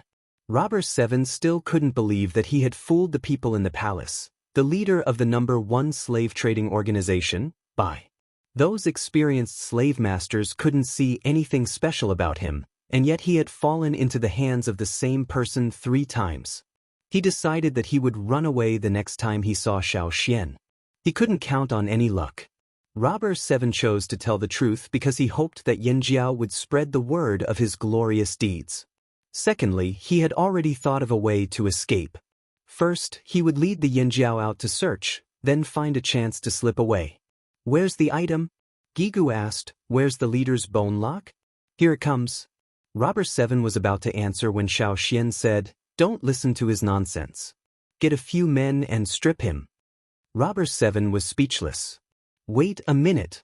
Shouldn't he have told the Yanjiao that the item was hidden somewhere? Then the Yanjiao would let him lead the way, then he would lead the Yanjiao to search for it and finally find a chance to escape? But now, things were going the wrong way. Robber 7 was restrained by the men around him. Even if he had 3 heads and 6 arms, he wouldn't be able to escape. Robber 7 was about to argue when Xiao Xian came over with a knife. The reflection of the knife's blade reflected Yang Guang's piercing cold light, scaring Robber 7. Wait, you can't kill me! Robber 7's mind raced as he shouted. Then you can do it yourself. Take out the item hidden in your abdomen, Xiao Xian said. Robber Seven's mind was full of wicked ideas, but he couldn't think of a way out. Xiao Xian's words left him speechless. Robber Seven stuttered. Xiao Xian pointed the tip of his knife at Robber Seven's abdomen. Take out the item here. Are you going to hide it and lay an egg? Robber Seven gritted his teeth. How did you know? The men around him were confused, but they quickly reacted. Robber Seven was hiding something. The men around him looked at Robber Seven's abdomen. Knowing that he couldn't avoid it, Robber Seven didn't have the mood to chat anymore. His expression was gloomy as he moved his arm. Let go, I'll do it myself. The man holding Robber Seven let go. Robber Seven moved his finger and a piece of bone the size of a fingernail appeared in his hand. The edge of the bone was sharp. The man who held Robber Seven felt a chill run down his spine. If Robber Seven really went all out, he would be the first to die. He was too careless. Robber Seven didn't care about what the others thought. He was only thinking about how to protect his loot. Robber Seven used the small piece of bone to draw a line the length of a finger on his abdomen. It was so shallow that the men thought it wouldn't even break his skin. However, they realized that the shallow cut was getting bigger and bigger. Robber Seven used his finger to pull out a piece of skin that looked similar to human skin. Camouflage. In order to increase the success rate of every attack, the robbers had mastered more and more camouflage techniques. Now, they didn't just rely on physical changes, they also relied on external aids. When the fake skin was revealed, there was a dent in Robber Seven's abdomen. In the dent was a palm-sized object that looked like a beast's tooth. Could this be the chief's bone lock? Gigu guessed. For Robber Seven to be so protective of it, it must be something extraordinary. Furthermore, Robber Seven had said that he stole the chief's bone lock from C, the leader of the Bai organization. The possibility of it being the chief's bone lock was high. So that's where he hid it. No wonder he kept bending over. Wasn't he afraid of getting hurt? Ao asked. Even if the claw wasn't as sharp as a blade, it still had a curved point. It wasn't safe to wrap it up in something. If the organs in the abdomen were to get hurt because of the hidden object, it would be dangerous. After all, there weren't always witches out there to save him. Robber Seven pursed his lips and remained silent. In the eyes of others, Robber Seven had gone all out to hide the object. However, Xiao Xian could see through his special vision that the body structure of a robber was different from others. When Robber Seven hid the object, his abdomen had 4 more pieces of bone than others to protect his organs. Robber Seven had considered many factors before he dared to steal the object. People who couldn't think of robbers in a normal way had their body structure designed to be better camouflaged. At the same time, they could protect themselves. Even if their bones were dislocated, their muscles were compressed, and their organs moved, it wouldn't affect them at all. Many organizations here were formed by people of different backgrounds. However, the robbers had a common ancestor. Due to their bloodline, they were born with the advantage of camouflage. However, there were also differences between different individuals. Just like Robber 11 and Robber 12 that Xiao Xian had seen before, they were slightly inferior to Robber 7. Robber 7's body structure was better than Robber 7's. In the future, Robber 7 might really become one of the top 3 robbers. Moving his gaze away from Robber 7, Xiao Xian took the chief's bone lock from Robber 7's hands. Robber 7 couldn't bear to let go and gripped the chief's bone lock with a pained expression. The chief's bone lock was similar to the caul worn by other slave owners. Its general shape didn't look too different, but there were more hollowed-out patterns and a few more curved arcs at the edges. The sharp end still retained the shape of a beast's tooth, while the blunt end was carved into the shape of a beast's head. When he met the pair of clearly vaguely carved beast eyes, he could clearly feel the pressure coming from the bone lock. Even if that life form had already died and this bone had been artificially carved, anyone who saw it would still be able to feel the ancient and majestic aura at first glance. The reason Xiao Xian could recognize Robber 7 at first glance was because of this chief's bone lock. In his special vision, this thing was very bright, and the skeletons of the slaves and slave owners paled in comparison. It was like the only star in the hazy night sky. Xiao Xian couldn't ignore it even if he wanted to. Of course, when he saw this thing on the body of an old slave who looked like he was about to die, it was puzzling. In fact, Robber Seven's disguise had improved a lot compared to before. At first glance, even Xiao Xian couldn't recognize him from the crowd. However, with this chief's bone lock, Xiao Xian took a closer look and found some clues. Ever since he came out of the strange spiritual world of the Yi family, Xiao Xian noticed that he could see the different fire seeds fused in different people. Everyone's fire seeds were different, just like fingerprints. No matter how well Robber Seven hid, Xiao Xian could still recognize him after he took a closer look. Gigu and the others were curious about how Robber Seven managed to steal the chief's bone lock from C. However, Robber Seven would never answer such questions that involved technology. Xian, what do you plan to do with this thing? Gigu asked after he took the chief's bone lock from Xiao Xian and studied it. Take it. When the time comes, we'll negotiate with C. If they can't come up with something satisfactory, they can forget about getting it back, Xiao Xian said. Gigu nodded. He had the same idea. The chief's bone lock was indeed a good item. Its hardness was so strong that even new bronze might not be able to leave any obvious marks on its surface. Moreover, the greatest use of this item was to tie and untie knots. However, to C, it was much more important. Instead of keeping it for themselves, they might as well use it to their fullest potential and negotiate with C. C and Robber were like mosquitoes and bedbugs in the eyes of the crowd. No one liked them. If they could steal something from Robber 7 and negotiate with C, it couldn't be any better. Seeing that the Yinjiao had no intention of returning the item, Robber 7 truly felt like he had nothing left to live for. His plan to get into the top 3 would have to be postponed. But he couldn't give up so easily. Robber 7's mind raced as he tried to think of a way to get the item back from Yinjiao. When he was first captured by Xiao Xian, Yinjiao had to negotiate with him before letting him go. Wait. Robber 7 called out to Xiao Xian and Gigu. He stared at the chief's bone lock in Gigu's hand before turning to Xiao Xian. I'll give you a piece of information in exchange. What information? Gigu asked curiously. He wanted to hear what Robber 7 had to offer in exchange for the chief's bone lock. It's definitely worth it to you. If I tell you this information, you have to return it to me. It's useless for you to keep it anyway. It might even cause trouble, Robber 7 said. You first. Xiao Xian looked at Robber 7. No, you have to agree first. I'll tell you later. Then forget it. Wait, what's the rush? Robber 7 spoke urgently as he spoke to Xiao Xian. He was afraid that Xiao Xian would leave if he was too slow. I know you're here for the lost tribesmen. I can give you an important piece of information about Pyrolites in exchange. It might help you negotiate with Pyrolite and Royal City. Pyrolite and Royal City? Xiao Xian and Gigu keenly noticed the hidden meaning in Robber 7's words. How did you know about such important information? Gigu asked. Robber 7 said confidently with an unconcealable smugness, I overheard it when I was stealing. Robber 7's outlook on life was that stealing wasn't wrong, it was glorious. Gigu fell silent. He glanced at Xiao Xian and saw Xiao Xian nod. He waved his hand and signaled the others to leave, leaving only Gigu, Xiao Xian and Ao.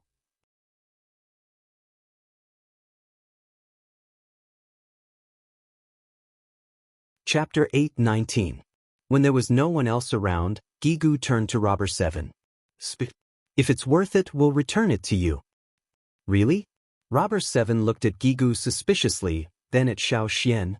That's only if it's worth it or else. It's worth it. Definitely worth it. Even if it's not, I can give you some other information, such as what kind of person C is.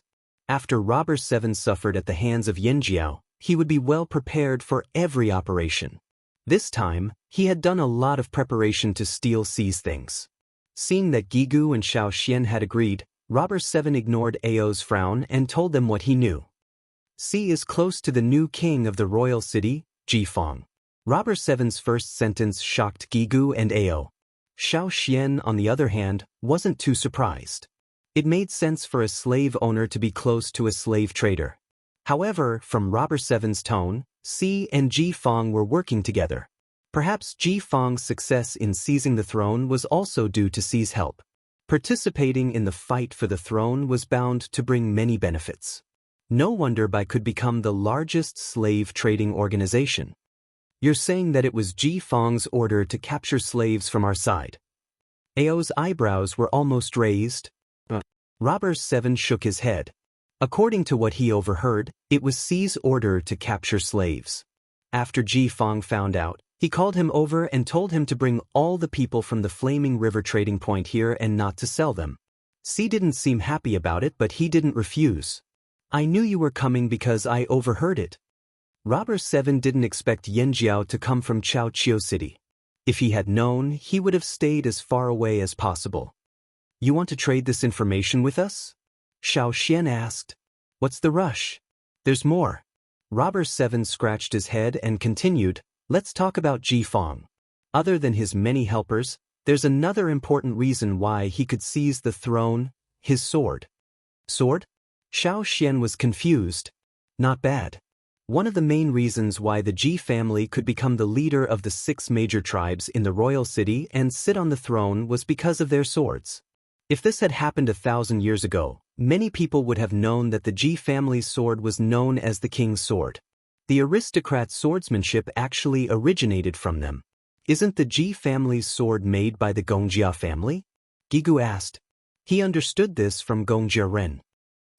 Robber Seven glanced at Xiao Xian and the other two with an I knew you wouldn't understand look.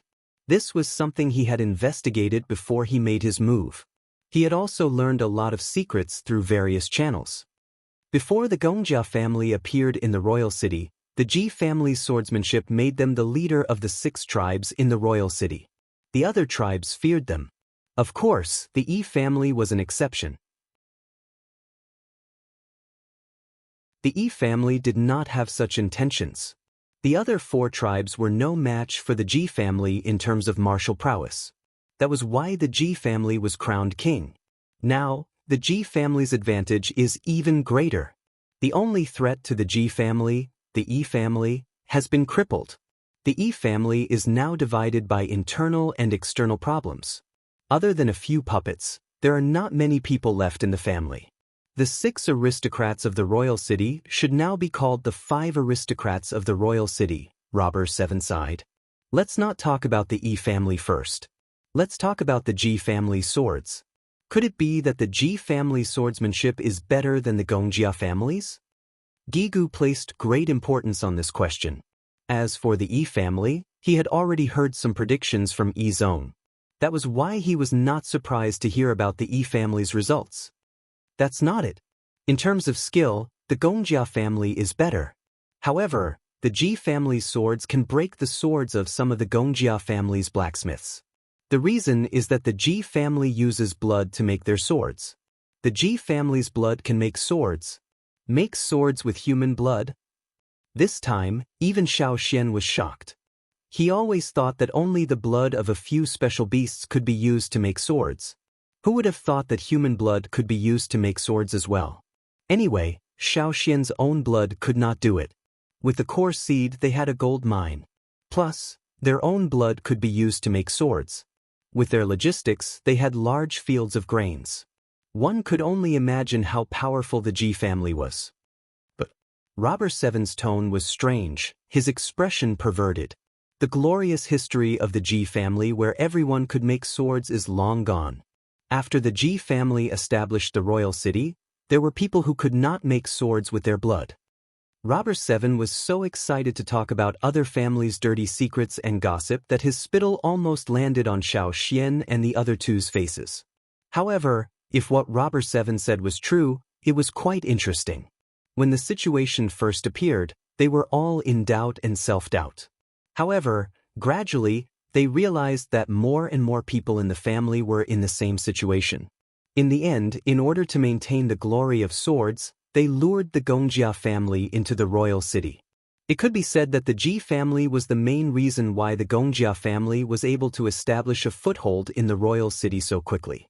Since their blood could not be used to make swords, they would let others make better swords. After all, they had to carry a sword with them. It was a tradition. However, although it was over, many people still felt sorry for the Ji family's ancestors. Perhaps the Ji family's ancestors were reflecting in their graves. How could they have given birth to a bunch of useless people? Perhaps they were not even his children. The Ji family used their blood to make swords. That was how they became royalty. How could there be a bloodline that could not be used to make swords? What a disgrace, what a disgrace. Ridiculous, ridiculous. The Ji family suspected that their bloodline was tainted, but they would not embarrass themselves in public. They still maintained their kingly demeanor, but they lacked a sense of confidence. Very few people knew about this secret because the Ji family purposely kept it a secret. In the past 1,000 years, the number of Ji family members who could use their blood to make swords could be counted with 10 fingers. However, these swordsmiths were taking a huge risk. They had to let their blood out to make swords, which meant they were weak. Once they were weak, it would be easy for others to take advantage of them. If they were not careful, they could leave behind serious injuries in their bodies. At the same time, once they succeeded, there would be less resistance to inheriting the throne. Ji Feng once went to Gongjiaheng, hoping that he could forge a satisfactory king's sword. Unfortunately, he didn't succeed. In the end, Ji Feng used his own blood to forge the sword and was almost assassinated because of it. Robber 7 told him everything he knew. Ji Feng's usurpation of the throne must have caused some opposition in the family. However, when the king's sword appeared, no one said a word. This sword was the proof of royal blood. No matter how despicable Ji Feng's usurpation of the throne was, no matter how many tricks he used, once the sword appeared, the entire Ji family fell silent. The Ji family hated the Yi family. They could have divined the location of the star butterfly, but they were worried that the Ji family's power would harm them. That was why they did not perform the divination until Yi Xiang's incident happened. After the Yi family's incident, the Ji family was the first to attack them. Xiao Xian remembered meeting Ji Feng at Gongjiaheng's place when he went to the royal city. Ji Feng seemed to have gone there to ask for a sword but failed. Heng could not make a sword of Ji Feng's standard. According to Robber 7, Ji Feng must have started the sword not long after Xiao Xian left. He had to be careful when facing Ji Feng in the royal city. There must be something special about the king's sword. What about Si? Tell me about the leader of Bai, Si. What kind of person is he? Asked Xiao Xian. Si? Robber 7's high spirits were dampened. Si, to many people, means death. No, it's worse than death. He's the leader of the slave traders. In his eyes, there are no nobles, no tribes, only the value of slaves. There is a term in the Bai organization called provincial people. No matter what this term means in other places in the Bai organization, its meaning is to examine whether a person has the possibility of becoming a slave and how much he or she is worth. It was like looking at meat on a chopping board with a critical eye. Si wears black and has a long crossed staff. There's a knife at the end of the staff in the shape of a horizontal bai. The carving on it is an eye. Robber 7 picked out everything he knew about Si and only stopped when his mouth was dry. He looked at Xiao Xian and the other two. I spent a lot of effort to gather this information. Hurry up and return it to me. No, it's not worth it. Xiao Xian looked at Robber 7. Tie him up. Ignoring Robber 7's hysterical curses, Xiao Xian ordered someone to stuff a piece of animal skin into Robber 7's mouth. He turned to Gigu and said, "Take the others and continue forward. I'll meet Si." "You want to use Robber 7 to lure Si here? Will Si really come?" asked Gigu. "Si will be here soon." Xiao Xian crushed the knotted straw rope in his hand and scattered it. Gigu wanted to say that he would stay as well, but considering the large group, he swallowed his words. In the end, other than Xiao Xian, Gan Xie, Thunder Mountain Tribe's leader Lu Zhai, Ji Tribe's leader Si Du, Water Tiger Tribe's leader Chu Li and Longboat Tribe's leader Mu Fa remained. They all wanted to meet the legendary leader of the largest slave trading organization, Si. Robber 7's mouth was gagged and he was trapped in a cocoon. Only his head was exposed. At first he wriggled left and right, but now he was calm. The sun gradually set and the sky darkened. The night breeze carried a faint chill. Robber 7, who was about to be turned into a cocoon, was thrown onto a large rock on the grass. He didn't scream or struggle, he just looked up in silence. His eyes were focused on the sky, as if he was a philosopher pondering the mysteries of the universe. What do I want to do? Clang, clang, clang. The sound of chains rang under the night sky, attracting everyone's attention. Xiao Xian sat on the rock and looked in the direction of the sound. In the distance, a figure appeared. His black cloak fluttered in the wind. He held a long sickle-like object in his hand. He looked like a grim reaper walking out from the night. You're tuning in to the Passion Pages YouTube channel.